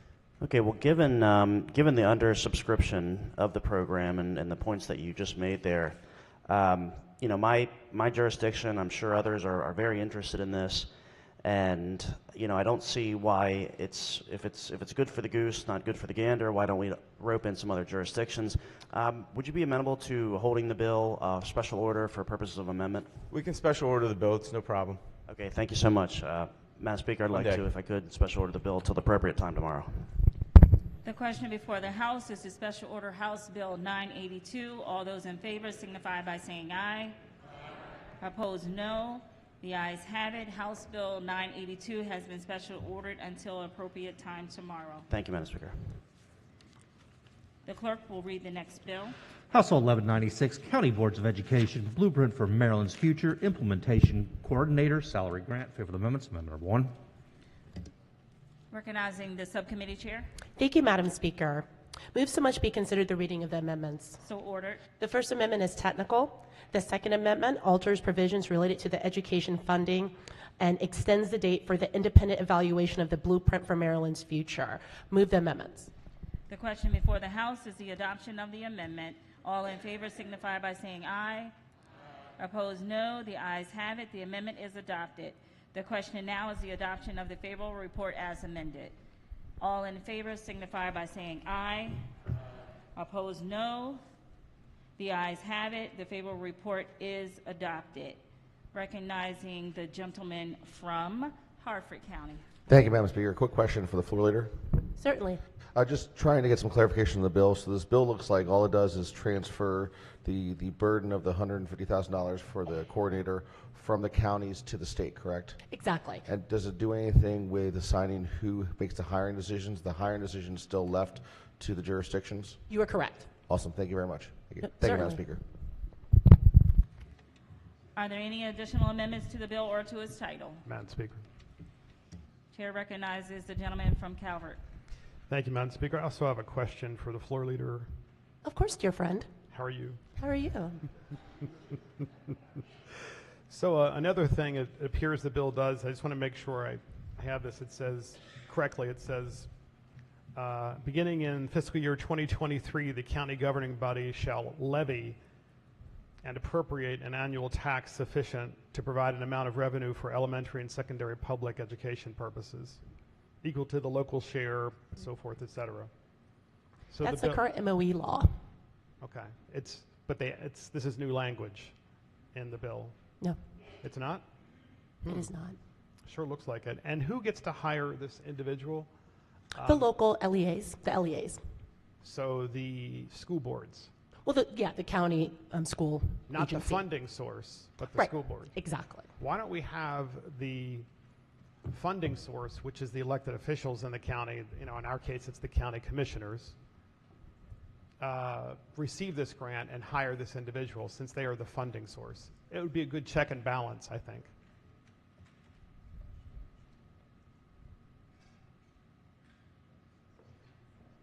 Yeah, it goes to the school board because that's traditionally how we do school funding Got it. as a state. Thank you for answering the questions. Would you be amenable to special ordering this till tomorrow, please? Sure, anything for you. Thank you. Thank you. Move to special order this bill to the appropriate time tomorrow, Madam Speaker. Thank you. The question before the House is the special order House Bill 1196. All those in favor signify by saying aye. Opposed, no. The ayes have it. House Bill 1196 has been special ordered until the appropriate time tomorrow.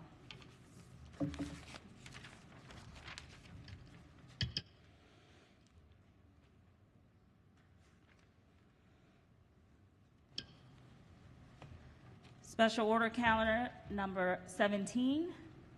The clerk will read the bill. House Bill 36, real property, actions to repossess, proof of rental licensure. Favor report is amended, adopted.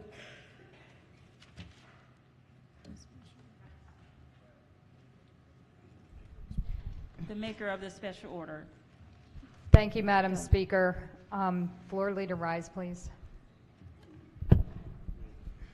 Sure. Thank you so much for giving me an opportunity to take a look at the bill.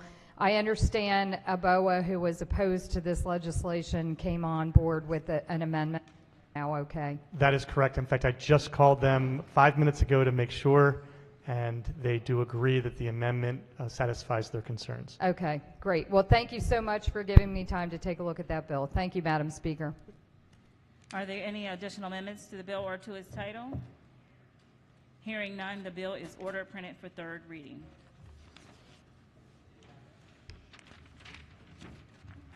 Special order calendar number 18. The clerk will read the bill. House Bill 824, public safety, regulated firearms, possession and permits to carry, wear, and transport a handgun. Favor report is amended, adopted. Recognizing the maker of the special order. Thank you, Madam Speaker. I have an amendment at the desk. Move so much. So ordered. Okay. So ordered. Yep, thank you. So the number is 223-227. Amendment number 1. So just really quick, this amendment is just to offer some statewide uniformity in firearm instruction. So for example, HB 824 requires some new training related to federal law, state law, self-defense, use of force, de-escalation, and resolution.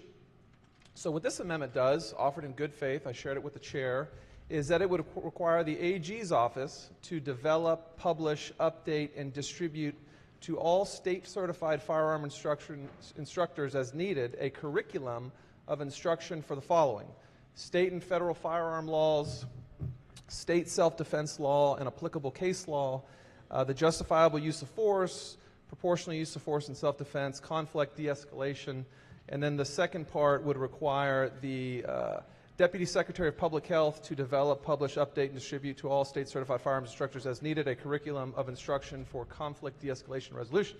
And you're wondering why I would go through the trouble of all this. The firearm instructors are concerned about liability. Because what this bill does is it requires firearm instructors now to discuss all these legal things, to discuss self-defense, to discuss de-escalation, things that they may not be equipped to do. And so what this good faith amendment would do is would require the AG's office to assist with that, to be a partner in promoting firearms safety. I think it's a prudent decision. The advocates respectfully have asked for this, and I'm hoping that the chair will take this as a friendly amendment. Recognizing the chair of the committee. Thank you, Madam Speaker. I'd ask the body to resist the amendment. The Maryland State Police certify the instructors. There's a template for the work that they do in putting together the course that's required to get a permit.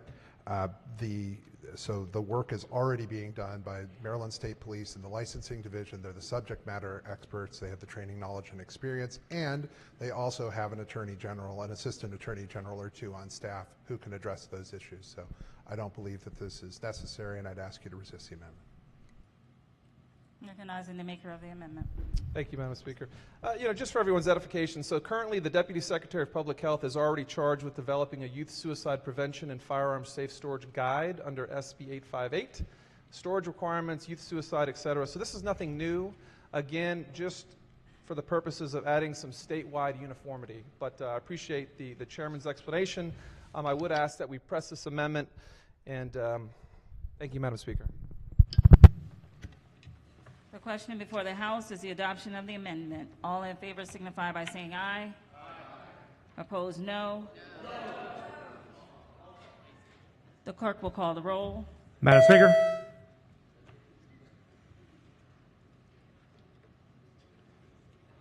Has everyone recorded their vote? The clerk will take the call. There being 95 votes in the negative, the amendment fails. Are there any additional amendments to the bill or to its title? Madam Speaker. Recognizing the maker of the amendment. Thank you. I have an amendment at the desk. The number is 293926. Amendment number 1. This amendment's very simple. It just keeps the fees the same. A portion of the bill doubles the fees to obtain your concealed carry permit. I want to point out something here that I saw on Friday that came across my desk. So on Friday, according to the Daily Record, the Fourth Circuit is positioned to strike Maryland's handgun licensing law. It says, a 3-judge federal appeals court panel appears poised to strike down an unconstitutional Maryland's training and licensing requirement for would-be handgun purchasers because the state's mandate has no historical roots when the right to keep and bear arms was ratified in 1791 or extended to the states in 1868. More importantly, there's a footnote, and it says the High Court stated in the 9th footnote to the New York State Rifle and Pistol Association, Inc. versus Bruin decision that licensing regimens that require a firearm safety course may be constitutional if their fees are not exorbitant and the processing time of the licensing is not long. I just want to point out something. The Supreme Court, as everyone knows, to some grin, some offense, recently ruled that Maryland is no longer a may state, it's a shall state. And the first thing that this body does is doubles all the fees? That seems like an undue burden. Matter of fact, we just passed a bill out of this very chamber last week, HB 556, that states the following. A political subdivision may not establish zoning or other requirements that unduly burden a cannabis licensee, imposing licensing, operations, and other fees or requirements on a cannabis license that are disproportionately greater or more burdensome than those imposed on a business with similar impact on the area where the cannabis license is located. So now we have the Second Amendment. I don't think cannabis is enshrined in the Constitution anywhere, but the Second Amendment, we go from a may state to a shall state, and the first thing we do is double the fees. So if I could get an answer on that, I'd appreciate it. Thank you, Madam Speaker. Recognizing the chair of the committee. Thank you, Madam Speaker. I'd ask the body to resist this amendment as well. And with respect, and I appreciate that delegate, the good delegate, provided both amendments to the committee. This amendment does actually not do what he says it does. What he does in this amendment and what the amendment says is it strikes the fee altogether. It completely strikes the fee. It doesn't just return it back to what it is. But perhaps more dangerous and insidious, what the amendment also does is it deletes the requirement that an application for a permit be made under oath. So what the good delegate's amendment would do would be to allow people to lie on their application for a permit and destroy the process that we have for background checks. That isn't what the people of this state want, and that's not what the Supreme Court would allow in the Bruin decision. In fact, Justice Kavanaugh, and yes, for those with bingo cards at home, I'm quoting Justice Kavanaugh right now. Justice Kavanaugh indicated that one of the things that we can still do as a shall issue state is to make sure that we have in place those things that are necessary to do background checks and fingerprints and other important tasks for public safety. And so that's what this bill does, and that's what the amendment would strip out. Thank you, Madam Speaker. Maker of the amendment. Sure. So as any minority member of this chamber will realize this, look, the amendment folks that write these work for the committee. So my intent was not to, if that's what that is interpreted, was to strike the fees. It was to strike the doubling of the fees. So let me be clear. It's to strike the doubling of the fees. And I think it's pretty clear in other bills that we've passed. I didn't hear a reason why we're doubling the fees. Maybe if you want to, if the chair of the committee would indulge me on that, why we need to double the fees. Chair. Thank you, Madam Speaker. We looked at the amount that what the fee is presently, of course, and we looked at the last time first that the fees have been increased. They were last increased in 1992. They were increased at that point from $25 to $75 for an initial application and from $25 to $50 for the renewal. We looked at the amount of money that those fees raised from fiscal 19 to where we are now in fiscal 23 and the information that we had through January of 23. And what we discovered was that in fiscal 19, it brought in $2.5 million. The licensing division of the state police cost $10.6 million. In 2020, it brought in $3.5 million, 11.1 for the licensing division, 6.5 million in fiscal 21, 16 million for the licensing division in 21. In fiscal 22, 4.3 million, 15.7 million is what the licensing division cost in fiscal 22. We've seen a large number of people apply for wear and carry permits, and so the work has grown significantly in this fiscal year. The amount of money that has come in so far in fiscal 23, 9.6 million, and the cost to pay for the licensing division so far is 20.8. What this bill would do is it would in fact double the fees from $70 to $150. What it, as introduced, would have done is require those renewals to come every 2 years. One of the committee amendments changed that back to 3 years. So the fiscal note that had existed, that you can see on your computers, reflects that. It reflects the fees coming faster because people would have to renew every 2 years as opposed to 3. We think we've cut that back so that we won't have that revenue coming in, and we should be able to ensure that the money that comes in certainly doesn't exceed what we're already spending in the licensing division, and certainly meets the requirements in Cox versus New Hampshire and in the jurisprudence that's already out there. So, I mean, do we need to tie it to indexing? I mean, we just heard, a bill about, someone's constitutional right to ride a public bus, and now we're literally doubling the fees. So we're reducing fees for bus riders, but we're doubling the fee on a constitutional right, which was literally just ruled on by the Supreme Court. You have pending legislation in the Fourth Circuit that talks about fees. And the argument for increasing fees is that, well, there's more applicants. Well, more applicants means also more fees paid. Is that fair to say?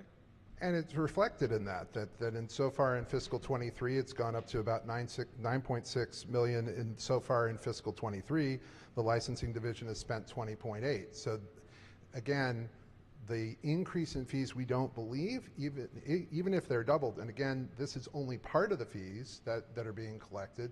The HQL fee is a different one.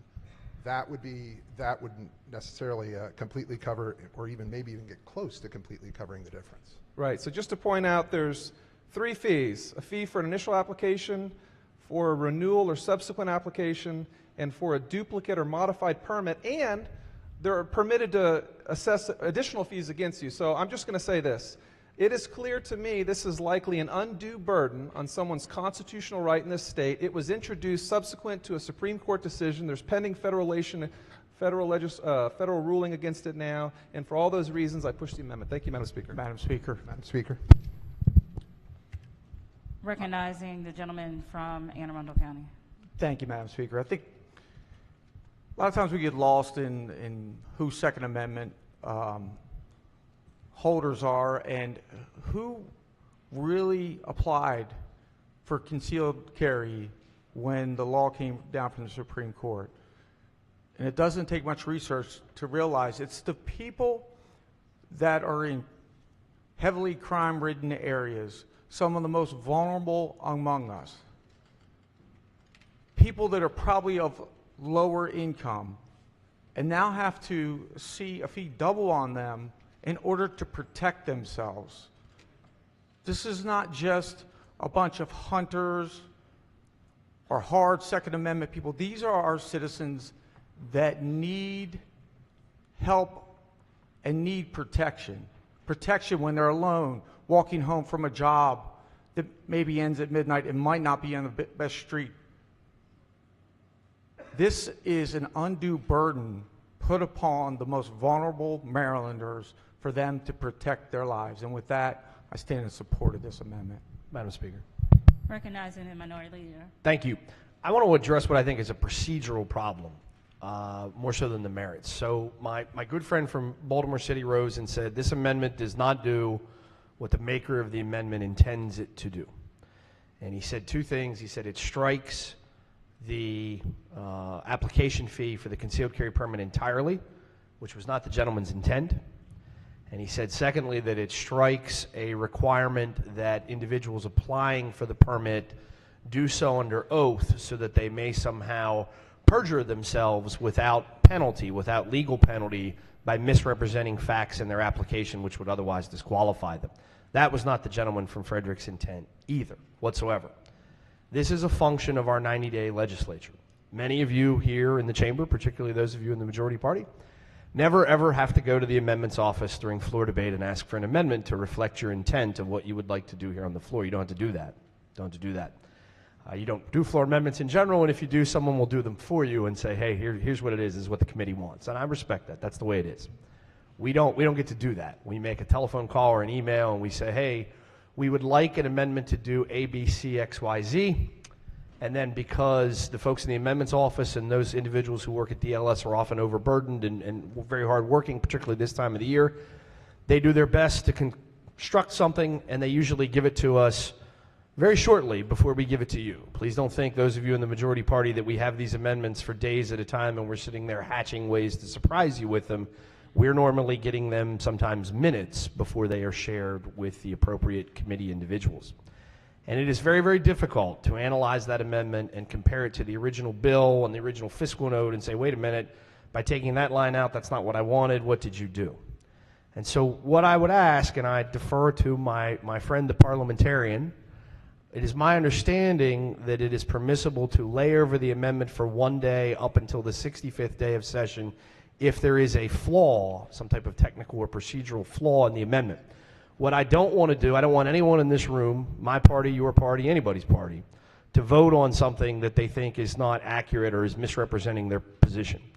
And so I want to vote on an amendment that does not double the fees for people to get concealed carry permit registrations. I don't want to vote on an amendment that eliminates a requirement that you be truthful in your application or else be subject to the penalties of perjury. I have tremendous respect, as well he knows, for the committee chair and his interpretation and his understanding of the way the amendment is drafted and what it may do. I can't confirm that that's right or wrong, but I suspect that he's likely right, or else he wouldn't have said it. And I would ask the indulgence that we lay over the amendment for one day for the consideration of that issue so that we all know and that we all feel comfortable about what it is we're voting on and what it is we're not voting on. And I would request the committee and the chamber's indulgence for that purpose. Thank you. Give us one moment, please.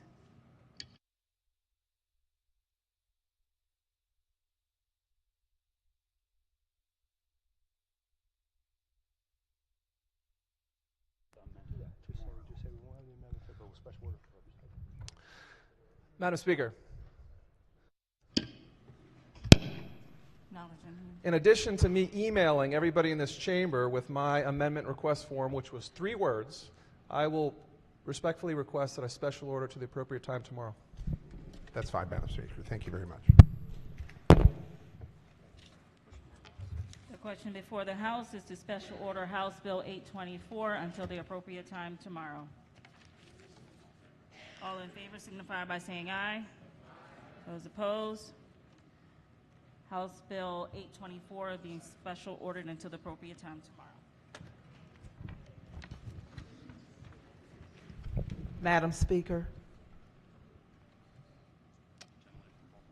Young lady from Baltimore County. Thank you.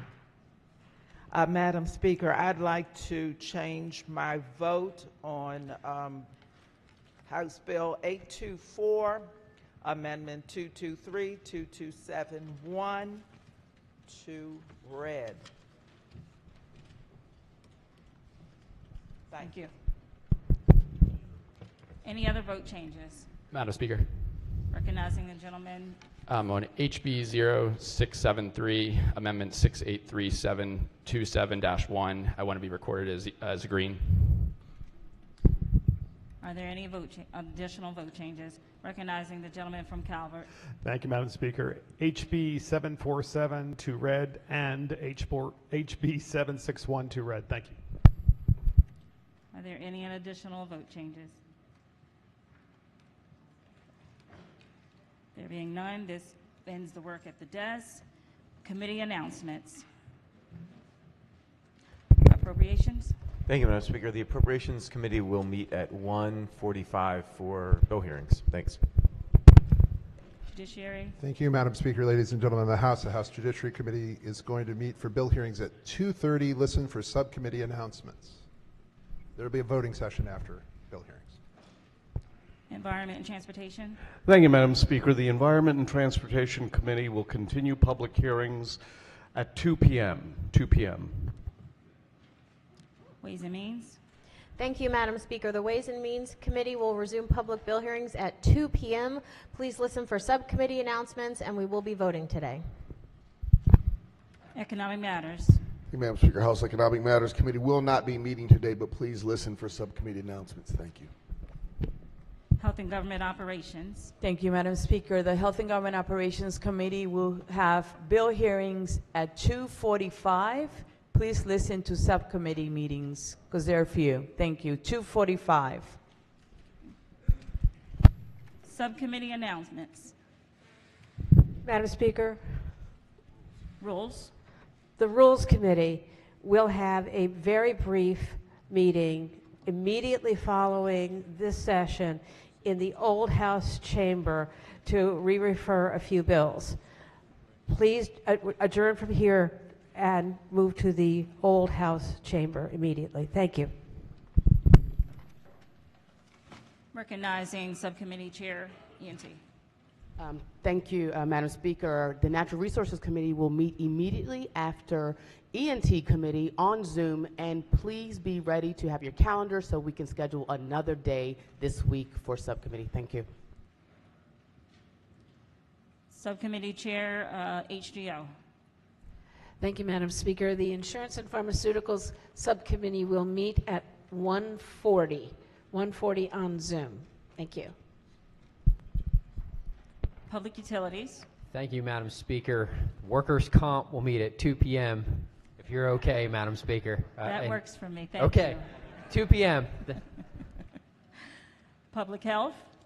Thank you, Madam Speaker. The Public Health and Minority Health Disparities Subcommittee will meet at 1:40 on Zoom. Subcommittee Chair Civil Law. Thank you, Madam Speaker. Civil Law will meet 10 minutes after we adjourn. Subcommittee for Health Occupations. Thank you, Madam Chair. That subcommittee will meet immediately after the full committee concludes its bill hearings. Subcommittee for Local Revenues. Thank you, Madam Speaker. Local Revenues will be meeting immediately after floor. Please get back to your office and get on Zoom as soon as possible. Subcommittee Election Law. Thank you, Madam Speaker. The Subcommittee on Election Law will meet following Ways and Means bill hearings after the Early Childhood Subcommittee. Subcommittee Land Use and Ethics. Thank you, Madam Speaker. The Land Use and Ethics Subcommittee will meet on Zoom at 1:30. Thank you.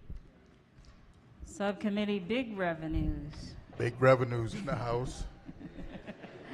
We will meet immediately after local revenues. Are there any other yes? Subcommittee Education. Thank you, Madam Speaker. Education Subcommittee will be the third domino after local revenues and big revenues. We'll try to squeeze it in before the hearing. If not, we'll adjourn and reconvene after the hearing today. Subcommittee Chair. Thank you, Madam Speaker. Early Childhood Subcommittee of Ways and Means will meet after Ways and Means bill hearings and possibly after Education Subcommittee if they have to go after our hearings.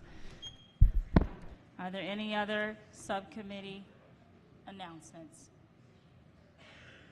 Delegation announcements.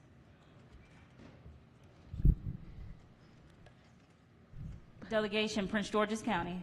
Thank you, Madam Speaker. The Prince George's County House delegation will meet via Zoom at 6 p.m. this evening, via Zoom at 6 p.m. Baltimore City Delegation. Thank you, Madam Speaker. The Baltimore City delegation will be meeting at 8:30 a.m. tomorrow for a very brief voting session. Thank you. On Zoom. Are there any more delegation announcements? Caucus announcements. Recognizing the Republican Caucus Chair. Thank you, Madam Speaker. The Republican Caucus will be meeting tomorrow morning at 9:15 in the Baltimore City meeting room. Recognizing the Latino Caucus. Thank you, Madam Speaker. The Maryland Legislative Latino Caucus is meeting tomorrow morning at 8 o'clock in the Governor's Mansion for our breakfast with the Governor. So for our members that have not RSVP'd yet, otherwise known as slackers, you have until noon to do so today. So if you want to have breakfast tomorrow morning with the Governor, oh, I'm so sorry. So sorry. Thank you. 8 o'clock tomorrow morning in the Governor's Mansion. It'll be great. Any other caucus announcements? Caucus announcement? Well, no, sorry, back to Prince George's delegation. I just want to reiterate, it is a full Prince George's County delegation meeting for us to vote on 2 matters. Thank you. Okay. Personal or guest announcements? Madam Speaker. Recognizing the gentleman from Baltimore County. I'm not sure they're still here, but from the Patapsco High School and the Dundalk Optimist Club, I think they were in the front gallery. But if they're up there, wave. If not, just make them welcome anyway. Thank you. Recognizing the Chair of Rules. Thank you, Madam Speaker. Today is, as the chair of E&T said earlier, Sheila Hickson Day. Sheila Hickson was the chair of Ways and Means for quite some time, and for 10 of those years I was her vice chair. And she served here well and made a real mark.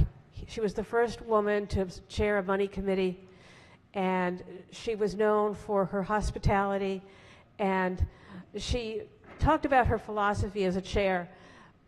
She taught preschool, Head Start, and she made sure that her committee was always well-fed and well-rested, and that their basic needs were taken care of, because we had a lot of heavy lifting to do in those days.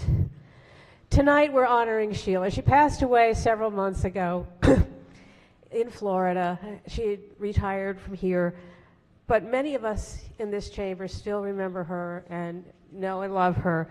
Her friends are having a celebration of life to honor her at Galway Bay from 5 to 8 p.m., and there will be live music and an open bar, well, not an open, cash bar, a cash bar, and also there'll be a program and a toast to Sheila in honor of her. She was also very famous for her St. Patrick's Day parade parties, and I hope that people will drop by if you remember Sheila and lift a glass for her. Thank you very much. Thank you, Delegate. Are there any more personal or guest announcements? Recognizing our Majority Whip. Thank you, Madam Speaker. Colleagues, as a practical matter, as we are having floor debate, it is customary when we want to address a question to the floor leader to ask the floor leader to rise. We can't command them and say, you know, floor floor leader rise or things of that nature, as we would ask any colleague who has any question something, just in tone, just to remind folks, it is customary to ask them to rise, not to command them. Thank you so much, Madam Speaker. Thank you. Chair recognizes the gentleman from Eastern Shore. Madam Speaker, permission to use the delegate's name. Permission granted.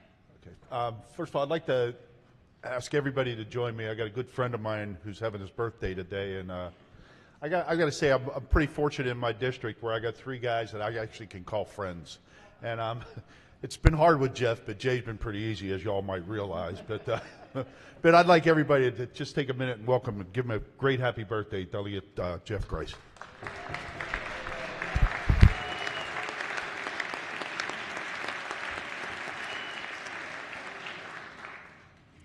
Are there any more personal or guest announcements? Recognizing the young lady from Baltimore City. Thank you, Madam Speaker. I actually have 2.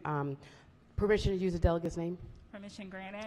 On behalf of Delegate Embry and myself, it's my pleasure to introduce the doctor of the day today from District 43A, Dr. Jessica Friedman, practices family medicine at Chase Braxton Healthcare, MedStar Health in Baltimore. She graduated from Duke University Medical School and received her Master's of Public Health from the University of North Carolina at Chapel Hill. Before taking her current position, she practiced with the Healthcare for the Homeless in Baltimore. Dr. Freeman resides in Charles Village in Baltimore City, and I would like for you to give her a warm welcome.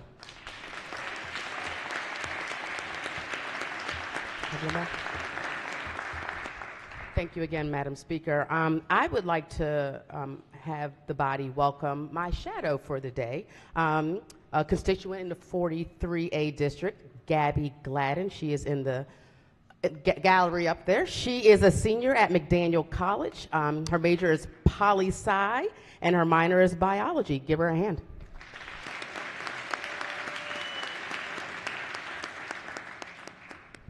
Gentle lady from Baltimore County. Thank you, Madam Speaker. Body, please join me in welcoming the Baltimore County Student Council and Baltimore County Junior Council here with us in the gallery today.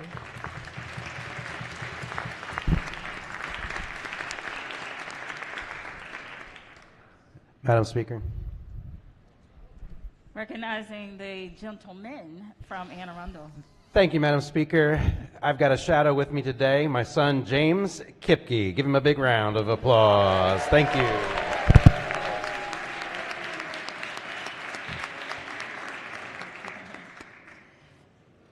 Are there any other personal or guest announcements? Recognizing the gentle lady from Howard County. Thank you, Madam Speaker. I would ask the body to welcome my shadow for the week, a young lady from Baltimore County who is a senior at Spelman. And I hope that as you see her in the week, you'll treat her nicely and not like you treat me. But Nyla Chambers just waved to everybody. Thank you.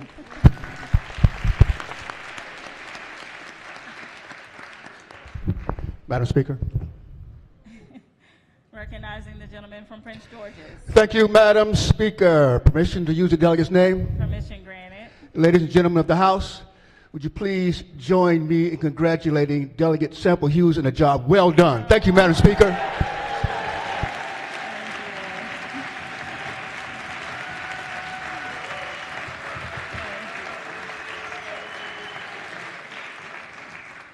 If I may, our speaker has strong legs because my legs are tired. I don't know how you do it. But thank you, Delegate. All right, I think that ends our personal and guest announcements. Quorum call before adjournment. Madam Speaker. Has everyone recorded their presence? The clerk will take the call. There being 136 members present, the House is still in session.